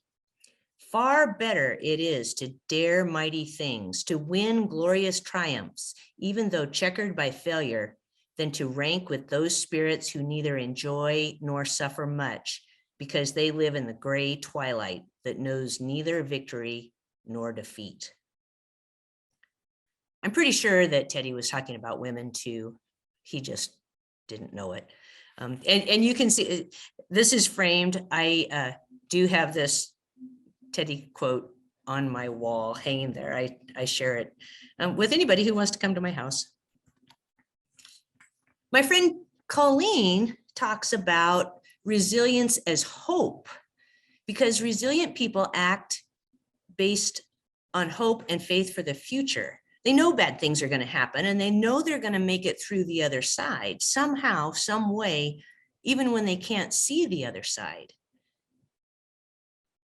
Because there's always another side. There's always the other side. So resilience is a mind game. Nicole Masters, the soils guru, articulated this for me in her book as mindset. Whoop, there you go. For the Love of Soil. Nicole wrote this book. I read it. I loved it. She talks about the 5 M's, and mindset is the most important. I agree with her. I have to tell you a little story about Nicole. So I read her book. I loved it. It turns out that she does individual consultations, but some people might describe me as frugal. And so I didn't want to spend the money to have Nicole come to the ranch and do individual consulting. So I teamed up with the county extension agent and the conservation district and held a workshop at my ranch. I figured that was pretty close to the same as an individual consultation. Well, so Nicole came, and she came during the first year of a severe drought. We had that, this was 2021, and we had our normal rainfall is 12 to 14 inches. And in 2021, we had somewhere around 6 inches. It was dry. She came in August, and by August, I had a grazing plan for this drought. I could kind of see that it was not looking good. And so I had a grazing plan, and I was kind of proud of myself about that. And then the grasshoppers moved in and ate all of my stored forage. So by the time Nicole got there, the ranch did not look pretty. And frankly, I was a little bit overwhelmed. My plan was out the window. I was wondering what I was going to do. I had all these people coming. And Nicole kept talking about vermicast. And as we were cruising around, we were actually looking for the sheep because they were out someplace. And she said, Lisa, you should, vermicast will jumpstart this soil and you could raise it and you could sell it. And I'm like, oh my gosh, are you kidding me? I don't need another enterprise. Here I am. And I didn't know anything about vermicast. I didn't know how to sell it. I didn't know whether it turns out that there's right and wrong kinds of vermicast. It just blew my mind. And mindset in that moment was definitely the limiting factor. So my point is that, whether you face loneliness or drought or anything in between floods, resilience means finding your way through that because you choose how you address that pain of whatever the situation is. Back in 1998, I started direct marketing grass-fed beef just beef in 1998. I started with a crop failure. I had an open heifer, and I knew that if I took her to the local livestock auction that they would steal her. So I thought, what do I have here? And what I had was grass-fed, hormone-free beef. So I went to the local co-op in Bozeman, the local food co-op, and said, hey, would you like some grass-fed beef? And they said, sure. And away I went. That was my crop failure turned into, almost 30 years, 25 years of direct marketing. That direct marketing has carried me through a whole lot of ups and downs. It's helped me learn how to plan backward. Direct marketing actually bought this ranch. My husband and I, Steve, we bought this ranch in 2006. We had a barn and some exterior fences. We spent all of our money to buy the ranch.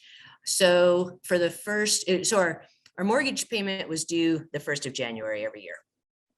So after we paid the mortgage, then for the next 3 months, I didn't sleep at night because I thought, how are we going to pay all the other bills? So after a few years, we kept paying the mortgage, and then I would only not sleep for 2 months. And then it got down to 1 month. And, it took me a while, but we managed to pay the mortgage and then figure out the rest of it.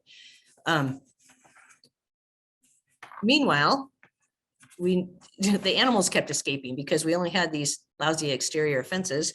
And so my goal, as I started to plan backward, was to try to keep everything in the perimeter of the ranch. It took me about 6 years to figure out that it was my job to do the fencing.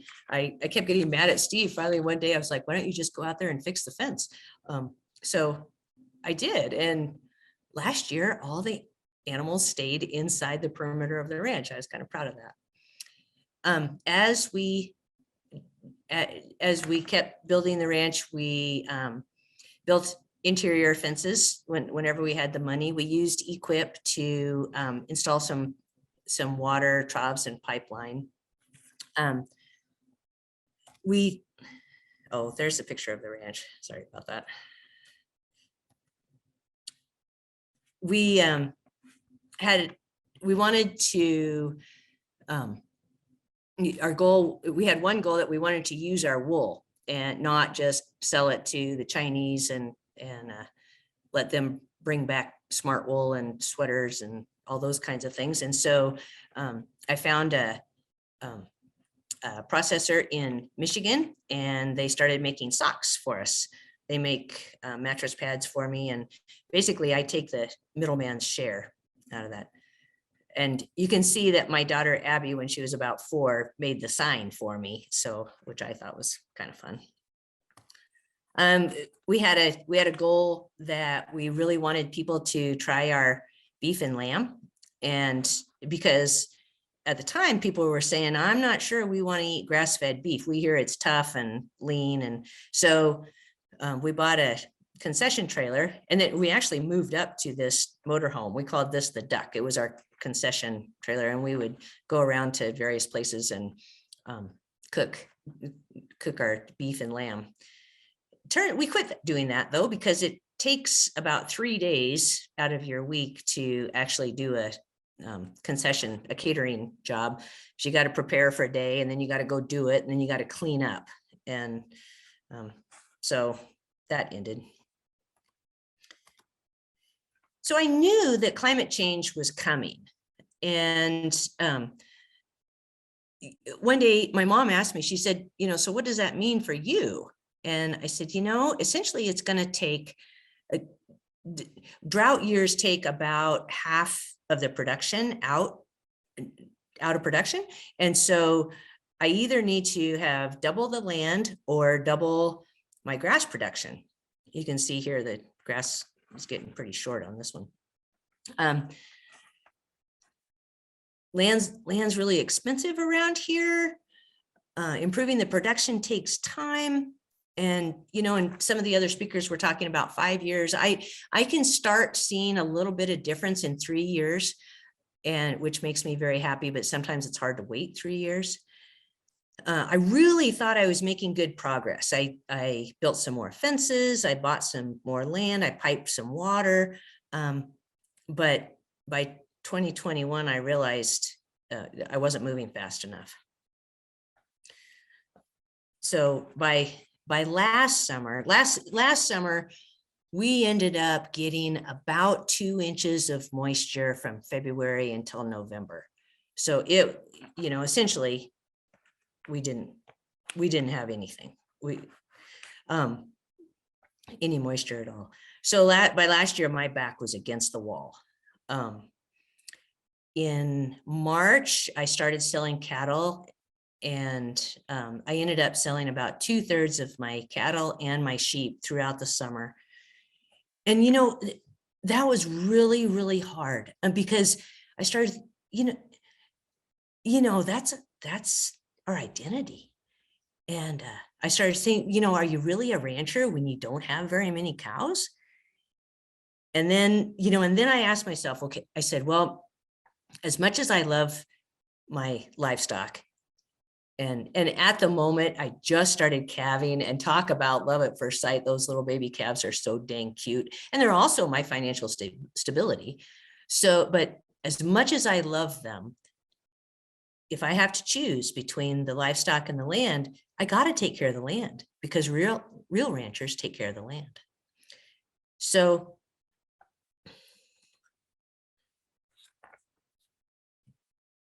I know that I will just take the next step. And I say to myself, just take the salt out. And so Steve died in October of 2017. Winter had already started.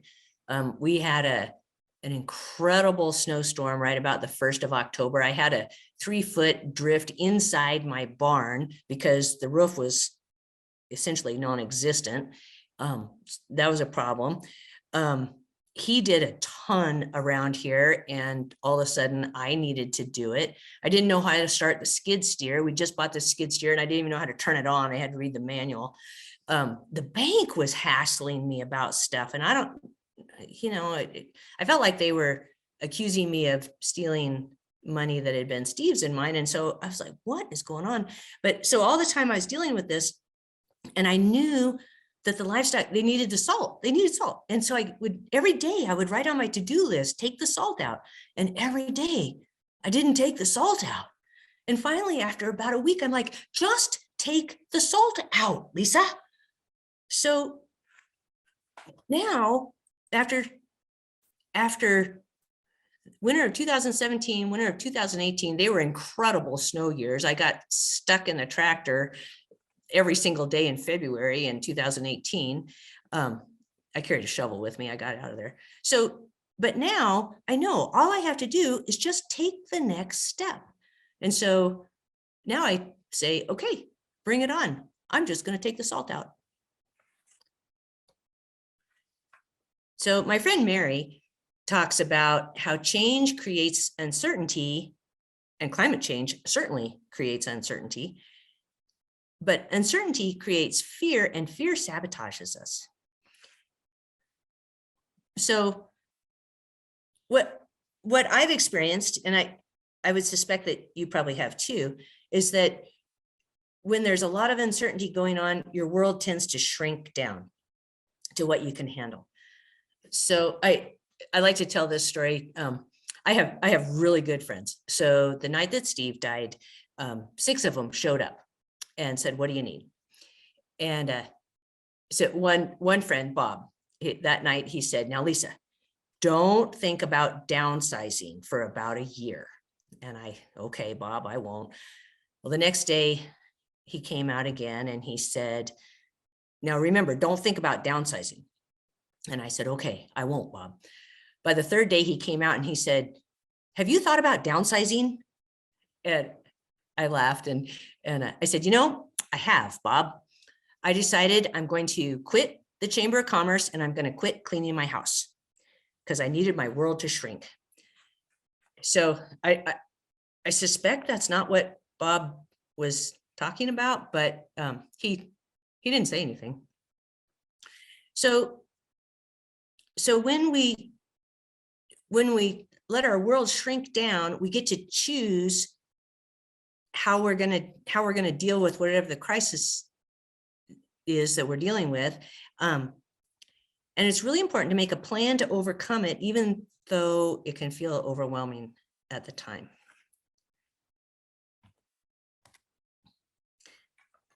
So a way to really think about this is, what are the opportunities that are there?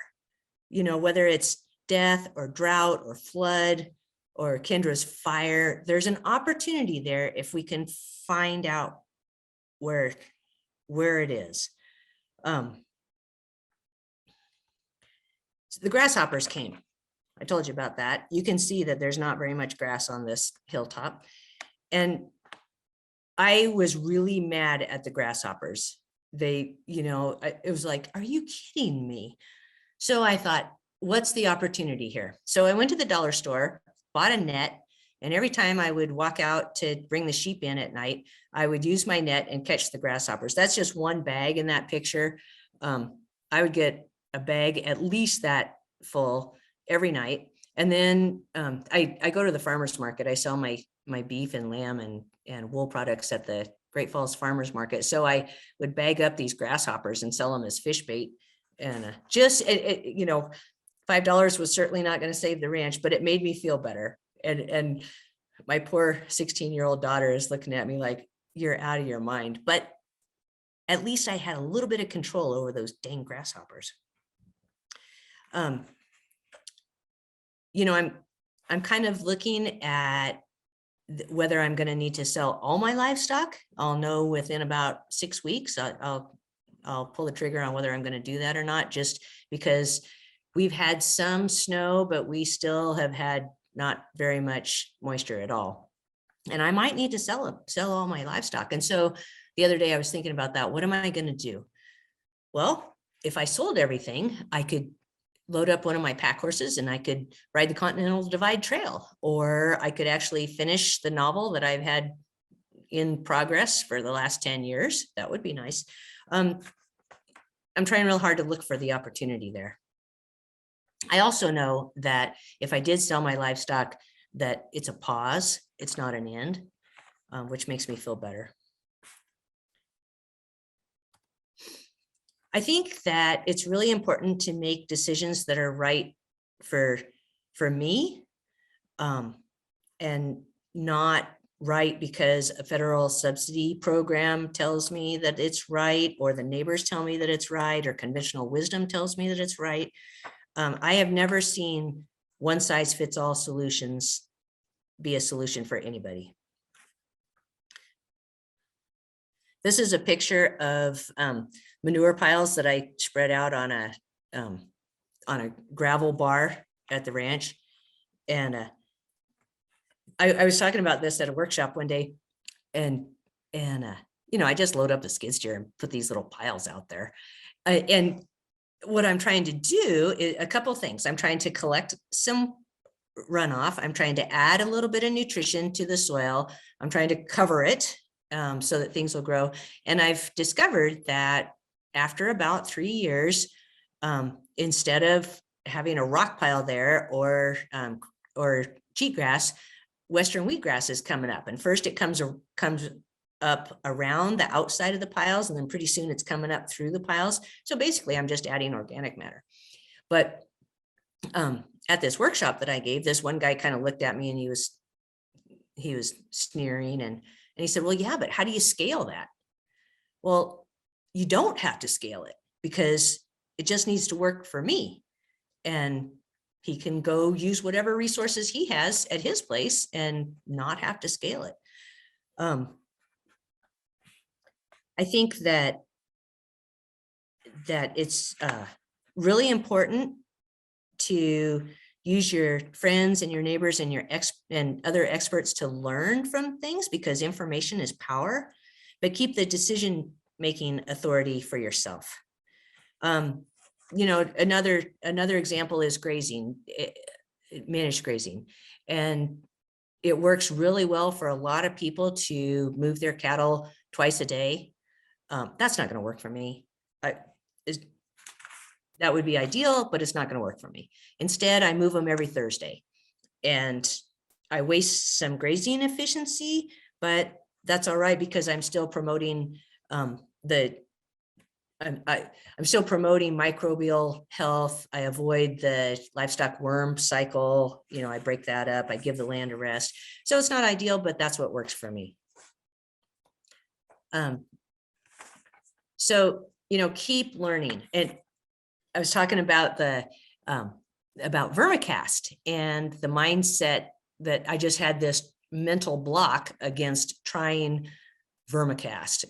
As I think Nicole Masters must have mentioned that probably 10 times in the couple of days that she was at my house. Well, about last November, I thought to myself, hey, I should probably create some vermicast. And, you know, I could get some worms. I started figuring it out. And I'm thinking to myself, yeah, 2 years later, I'm a little bit hard-headed, but I will get around to creating the mindset of thinking about some opportunities there. But the timing works better for me. I'm not nearly as overwhelmed. I like to read a lot. This is one way that I learn a lot. This is a great book. If you haven't read it, I would highly recommend it. In The Entangled Life. This is another one that I love, The Artist's Way. It talks about, because I think it's really important to understand yourself too. And The Artist's Way, this talks about creativity. To me, there's a really close connection between creativity, art, and ranching. And I can't exactly articulate whether it comes with solving problems or just thinking about the world or noticing the world, but I feel a really strong connection between creativity and ranching. And The Artist's Way is really good at helping a person rediscover what's important to her, what's holding her back, which means how am I holding myself back? It's not any exterior force, it's interior force. So that's another book that I really recommend. I think it's really important to make time to think. I'm showing you a whole lot of sheep fencing because when I fence, that's when I start thinking about things. One time I was out fencing, that, like I say, it took me 6 years to figure out that fencing was my job. And now I love it because I think about things. I created an event a few years ago called Celebrate the Book, where there are a bunch of local authors around here and we all got together and we gave out door prizes and stuff to people who came and sold a bunch of books. That was pretty fun. The governor of Montana is promoting the Trades and Technology program where to support bringing kids back home to Montana and earning a living wage through learning trades or promoting technology. And I came up with that idea while I was trying to get the sheep back in one day. I'm like, anyway, those are the kinds of things that I end up thinking about while I'm fencing. Another thing that I do because of the Artist's Way book is I write 3 pages in every morning, and it needs to be 3 pages because by the 3rd page is where you figure out what your brain's really thinking about. The first 2 pages are usually what I did yesterday and what I plan to do today. And by the 3rd page, it's what really matters. That's probably as close to meditation as I get. I think it's really important. Okay, so I value synchronicity. Some people call it serendipity. I think that when you're going in the right direction for your farm or your ranch, that opportunities will arise, and it's really important to recognize those. And I'm showing you a picture of a building, which doesn't make a whole lot of sense when we're talking about ranching, but a couple of years ago, I just decided to buy this building, and so I did, and I really didn't have any grand plan for it. The tenants that were already in the building were paying all the bills, so there's low risk. So I did it even though it kind of seemed whacked. But now I'm going to invest some money, and this building is going to carry me financially while I let my land heal. So this brick and concrete 1920s building in town is really an integral part of the ranch. Community is important. That it, and it's really interesting to me when you hear business experts, they all talk about creating an advisory council. And this advisory council, we're all supposed to know every single detail about every single one of our ranches. Well, I'm not very comfortable with that. And I kind of fall back on Teddy Roosevelt's description of ranchers as rugged individualists. And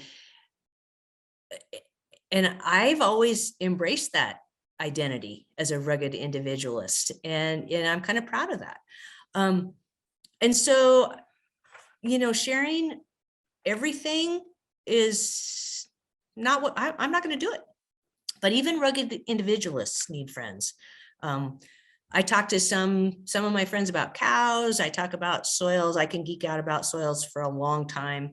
I talk to other friends about writing, economics. I talk about renewable resources to some other friends. These are solar panels on my shop that I absolutely love. I used a REAP grant to help pay for that. And these solar panels, I put those in about 8 years ago, and it was with the REAP grant money, it was about a 6-year payoff. And so now I'm getting a return on my investment, just running my meter backward. I like to talk to other friends about various wrecks because they've had them too.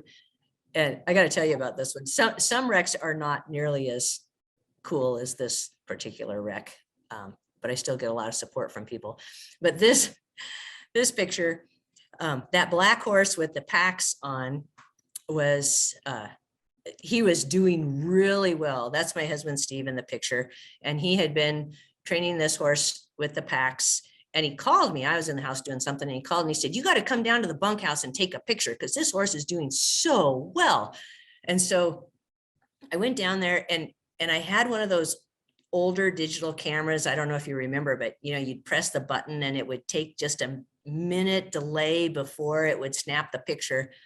Well, when I pressed the button, that black horse was standing quietly at the corral. And this is the picture I got. And so the black horse broke the lead rope, bucked for about a quarter of a mile to the east, stopped, walked through an open gate, and then started bucking again. So this one's kind of a fun one to share with a lot of people. I've also shared wrecks where sheep have died in snowstorms, and I was really beating myself up bad about that until I ran into some friends at the co-op, and they're like, yeah, our sheep huddled in a corner too, and they all died. And it's like, oh, well, at least we're all in this together.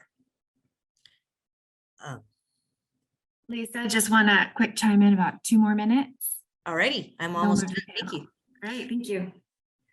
So there's one time that I think that is really important to reach out and use your community, and that's what I call the spin cycle. And everybody has had their head go into a spin cycle. It's that time when you say to your brain's just going, I'm so stressed, I'm so stressed, I'm so stressed, or I don't know how to solve this. I don't know what to do. I don't know what to do. Or this is awful. This is awful. This is awful. And you can't get your head out of that spin cycle. And I think that it's really important for all of us to recognize that there's a time to go get help. And when your head is in that spin cycle, it's very difficult to get out of there. So go get some help. My family, we call it store-bought serotonin. Miracle work. That it's like, it keeps you out of the spin cycle. So I highly recommend getting help when you get into the spin cycle. So this is a picture of a wagon that was left at the ranch when we bought it. And it always reminds me that no matter what, we're going to take care of the land because we have to. The people who came before us depend on it, and the people who come after us depend on us. So that's what we're going to do. If you'd like to chat, this is my email. A land of grass ranch was a brilliant idea for about 15 seconds. And since then it's been way too long, but that's what it is. So thank you. Thank you, Lisa. Thank you so much for that presentation. Beautiful imagery, great stories. I really appreciate you saying, just take the salt out of it. Just take the salt out. Just take that next step. Just go take the salt out. It's very grounding, and it is just what's right in front of you. What's that next step? Just do it. And Kendra pointed out, it's similar to the swallow the frog. Yeah. You know, they're great threads. Yeah. And what everybody shared. So if we can bring the whole panel together, I'm going to ask one quick question, and Lisa, I'll ask this question to you first, but I'd love to hear all of our panelists answer. The question kind of goes to what you were talking about with the spin cycle. So when you are in a moment, when you're in the middle of a moment of stress and you're just hit with it, you're potentially overwhelmed, what do you do in that moment to make sure that you're making good decisions? Lisa, I'll let you start. I have no idea what I do in that moment because that moment lasts a really long time. What I do know is that I need to pause and not make a decision because I have to think about things. And I have to, usually if I give myself 2 nights to sleep on it, which means that I won't sleep, but 2 nights, then I'll come up with what feels good for me. So I guess my in the moment is that I give myself time. You don't react right into it. Yeah, that's great. Jeremy, do you have any thoughts to share?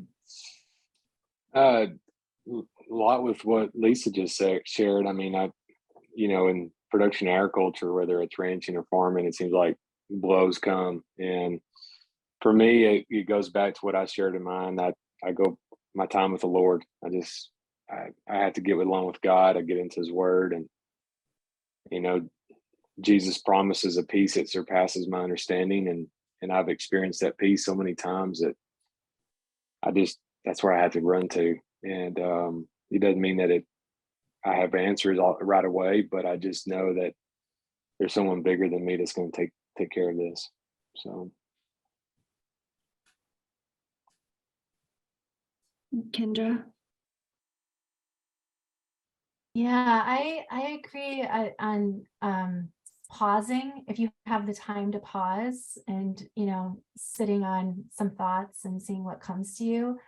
For me, I also like follow your gut. I have a sense, that your gut really tends to know, and whether that's spiritual or instinctual or what, like I feel like we all have a lot of intuition and within ourselves. And so if you hear a little voice, like think about listening to that little voice. And I also think that for me personally, I always like to think through my plan B. So, like if I have an initial plan, and let's just say that goes sideways, like what's the backup so that I can have a plan and pivot and be ready. Mhm. Mhm. Yeah. So Jeremy kind of touched on this when you were talking about it's risky, it's a gamble. There's a big investment that goes into, there's a big cost that can go into farming, and you don't always know if it's going to go right, if it's going to go according to plan. And so what strategies do you find useful to stay agile when there are big bets on the line, big investments, and supporting your ability to respond to the unexpected?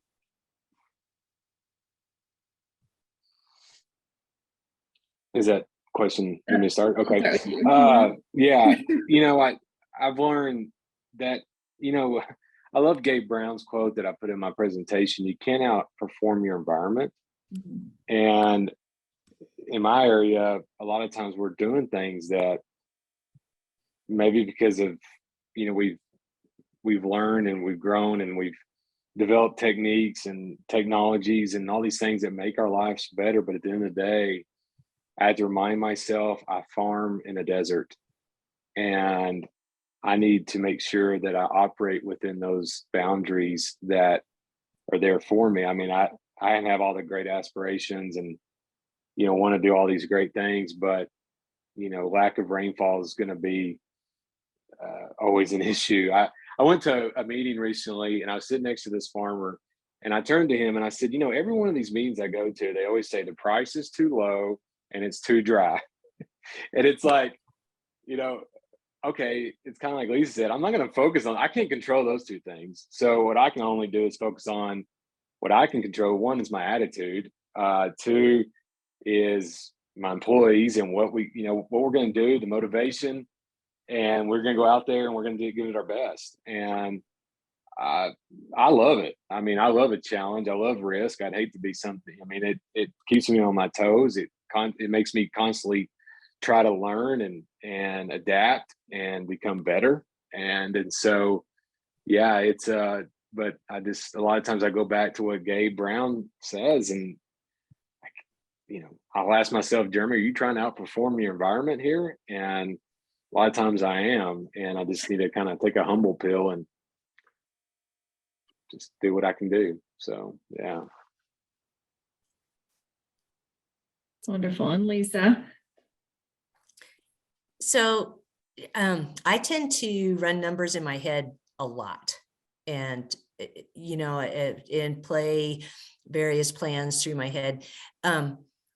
It's easy for me to second guess and postpone decisions. And so one of the things that I do for myself is I say, I set myself a trigger date. I'm going to make this decision by, March 31st, and then I'm going to make another decision by April 30th. And then, and I try to schedule those trigger dates based on what normal weather might be or normal market conditions. But in the meantime, I spend a lot of time figuring out what the consequences of those decisions are going to be. I haven't faced a fire like Kendra faced, where you just got to go and, go cut the fences, go do whatever you want to do, or get things done now. So planning makes me feel in control a lot more. So kind of planning for the possibilities. Yeah, as Kendra spoke to as well. Yeah.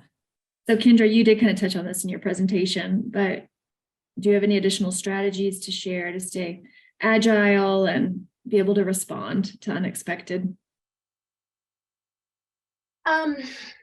You know, I don't know that I have anything else to add, with the exception of something I might share, that I'm trying to train my brain differently. In that, like, sometimes it's really hard, and particularly in farming, right? Like, to see the forest through the trees, because you have that next thing in front of you that you have to get through. And so I've been trying a practice of like stepping back and thinking big, and really trying to visualize what I want to happen. So like thinking, you know, picture in the future, like, what is it that I'm building toward, and then working backwards. And then also trying to, again, train my brain differently of like, how do you, so particularly farmers, right? Like, we can do more with less. Like, that's what we've been doing forever, right? And we're innovative, and we use duct tape, and we use baler twine. Like, we can do all the things with really, you know, we're just so resourceful.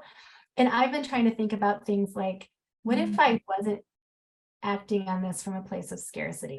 What would I do? How would I respond? How would I act? And like, trying to, and I'm putting this practice in place, like, not in my farm, but not just in my farm, but in my professional life as well. Like, we're not acting from a place from scarcity. How does that allow us to dream? And how does that allow us new ideas to come? And how does that allow us to connect with people that we normally wouldn't think about connecting with, because we can only see like what's directly in front of us? And so I'm not exactly sure how that plays into kind of my farm planning or like crisis response, but it's just something I'm trying to weave into my daily practice. And so far, I like what it's doing to my brain. Yeah, it goes along with the idea of mindset, right? Resourcefulness makes me think of Lisa speaking about creativity. It's kind of taking yourself out of that fear-based scarcity limbic hijack, right? To getting to kind of more of the prefrontal cortex, creative problem solving, creating solutions. And when I think about creativity, you know, I think about it really, that's like the channeling of the divine, right? It's connecting with something bigger than yourself. And it's reading things outside of yourself for the potential that they have, right? And it's creating, it's building something new, creating new ideas. Lisa, did you have something to say? No, I'm just nodding because I agree. Okay, so I have a couple specific questions that I want to get to for folks before we move into a networking session that we'll have after this. It's a 30-minute optional networking session. Y'all are welcome to stick around as presenters. We would love to have y'all stay to talk with some of the participants. But one of the questions I'll start with was specifically for you, Lisa, and it asks if you can go deeper into planning backwards with your direct marketing work.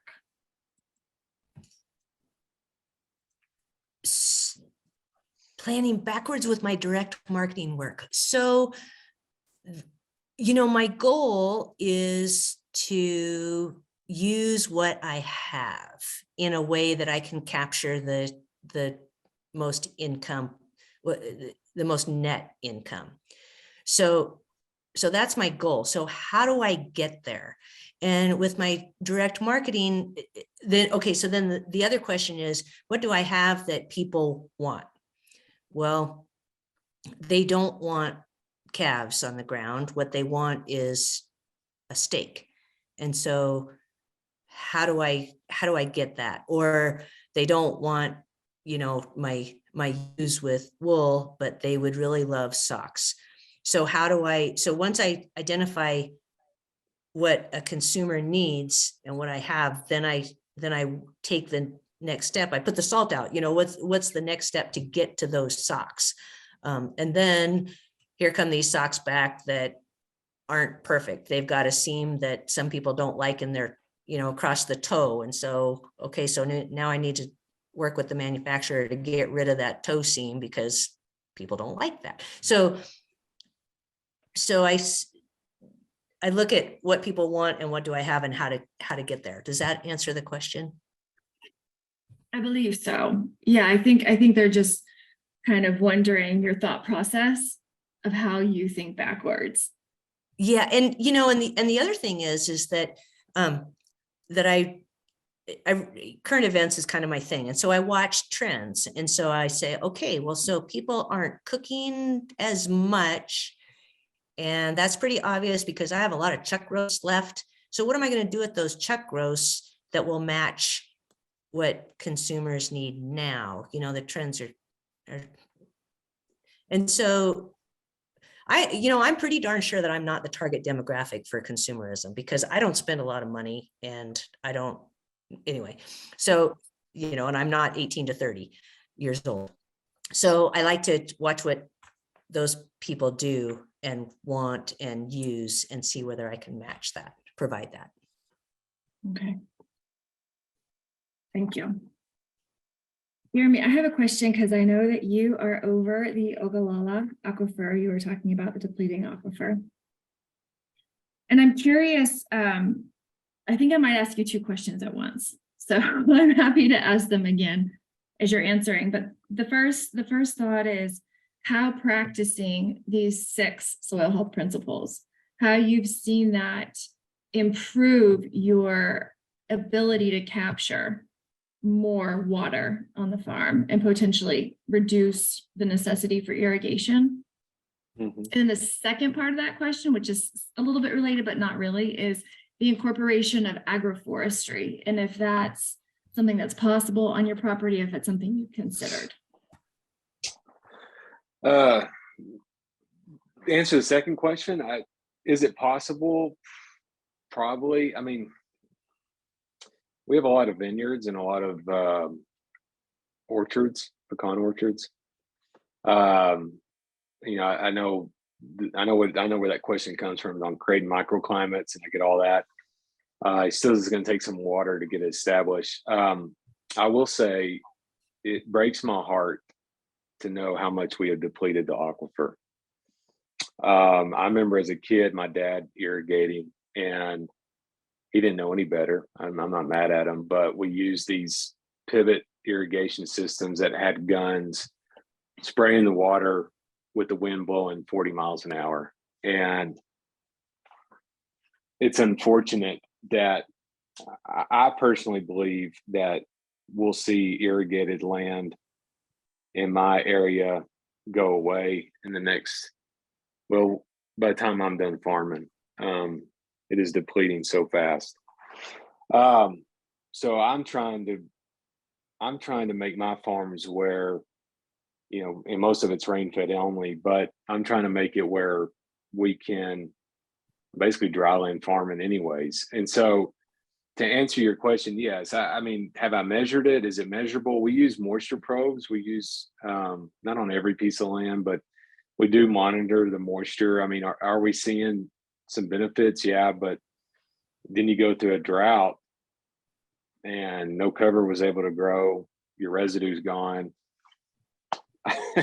It's just the resilience of, so you just kind of just have to keep focusing on what you're doing. I mean, we're seeing organic matter slowly go up. That's a challenge. I mean, I'm talking about like, if we have an organic matter of 1%, we are excited. That's how depleted our soils are. So, and with every increase of organic matter, the water and holding capacity of your soil increases. And so, I guess to say, yes, we're a long ways away from where we need to be. I think, for me on the irrigated land, going to a wider row spacing, we're putting the water right there at the roots, whether it's subsurface or we're bubbling water. I try not to water if the wind's blowing. I mean, I try not to use spray unless, I'm trying to get a cover crop established. I'm talking about like spray water with a center pivot. So yeah, it's unfortunate. To me, I'm not big on the government telling us what to do, but there might be some issues where there's some intervention. There's some guys abusing it, and it makes me kind of angry because it's a resource that's going away. So, and it's a shared resource, right? Everybody. Yeah, it is. And for people that know, we're on the very tail end of that aquifer. It goes all the way up into Nebraska, and And so you got to think, I mean, by the time it gets to me, it's pretty much depleted already. You know, so it's unfortunate. We got into this, you know, there was a question asked, and you know, I think it goes with what Lisa said. A big change in my operation was when I went from focusing on yield to dollars per acre. And we've got to get back. I mean, industry celebrates, oh, he made 300 bushel corn. Oh, he made 4 bale. Great. And he spent 500 bushels. I mean, you know, they're not making any money, but they're on the front of Progressive Farmer. I mean, whoopee. I mean, you know, and so it's just, you got to have a mind shift of it's not about yield. And that is hard. I don't own all my land. A lot of it is rented. And the coffee shop talk is, oh, my farmer made 2 bales an acre, or whatever that is. I don't know, you know, but like I said, I mean, he might have spent 2.5 and didn't make any money. And, you know, it's hard not to get into that trap, because industry, that's all they sell is yield, yield, yield. And I bought into it, and it doesn't make any money. So you got to focus on dollars per acre. So. Mhm. That's a good point. It can be far too reductionist. Talking about yield, yeah. Okay, so one last question in the last minute that we have for you, Kendra. Somebody was asking, towards the end, you were speaking of these mega farms coming in your community, and the question does have to do with your community work and how you're coming together through these land consolidation efforts by these mega corporations. So how are y'all addressing that as a community? Yeah, thank you for that. So I wish, I mean, it really is a throw spaghetti up against the wall and see what sticks. I mean, we have kind of this underground, although we're not as underground as we used to be, but this network of folks in this community that's like, we are watching everything like hawks. So we're looking at like, who's buying land, who the realtors are that are representing these land sales, which properties that are for sale have water rights, because we know they're coming after our water. And so it's largely been a very, very grassroots effort of just trying to stay on top of it, because nobody wants these things to come in, but the folks that are representing these mega farms, they're not being very forthright about who they are and what they're trying to do. And so we've largely been having to kind of put the pieces together and try to, you know, keep them out just by word of mouth. And so there's not really a silver bullet, but it's been because we've built trust through the various crises that we've had, and we've built network that we've been able to like share information back and forth. And it's, you know, like we have various chats and that there's like 30 people on, that people are just like sharing information about, oh my gosh, we saw one of their trucks drive by, they're down this road, what's for sale down there? And so it really is sort of this underground effort to really protect our local community and our local farms. Constant communication, yes, staying on top of it, that having that kind of phone line of people that all have eyes on it. Absolutely. Well, this wraps up our time together. And I think that throughout every single presentation, we've talked about the importance of community. We talked about the importance of mindset. We talked about forces greater than us, bigger than us, working with them, understanding them, being able to adapt through challenging times. So thank you all for sharing your very unique and empowering stories. I know that from what I can read in the chat, a lot of folks have been inspired by this conversation. So thank you.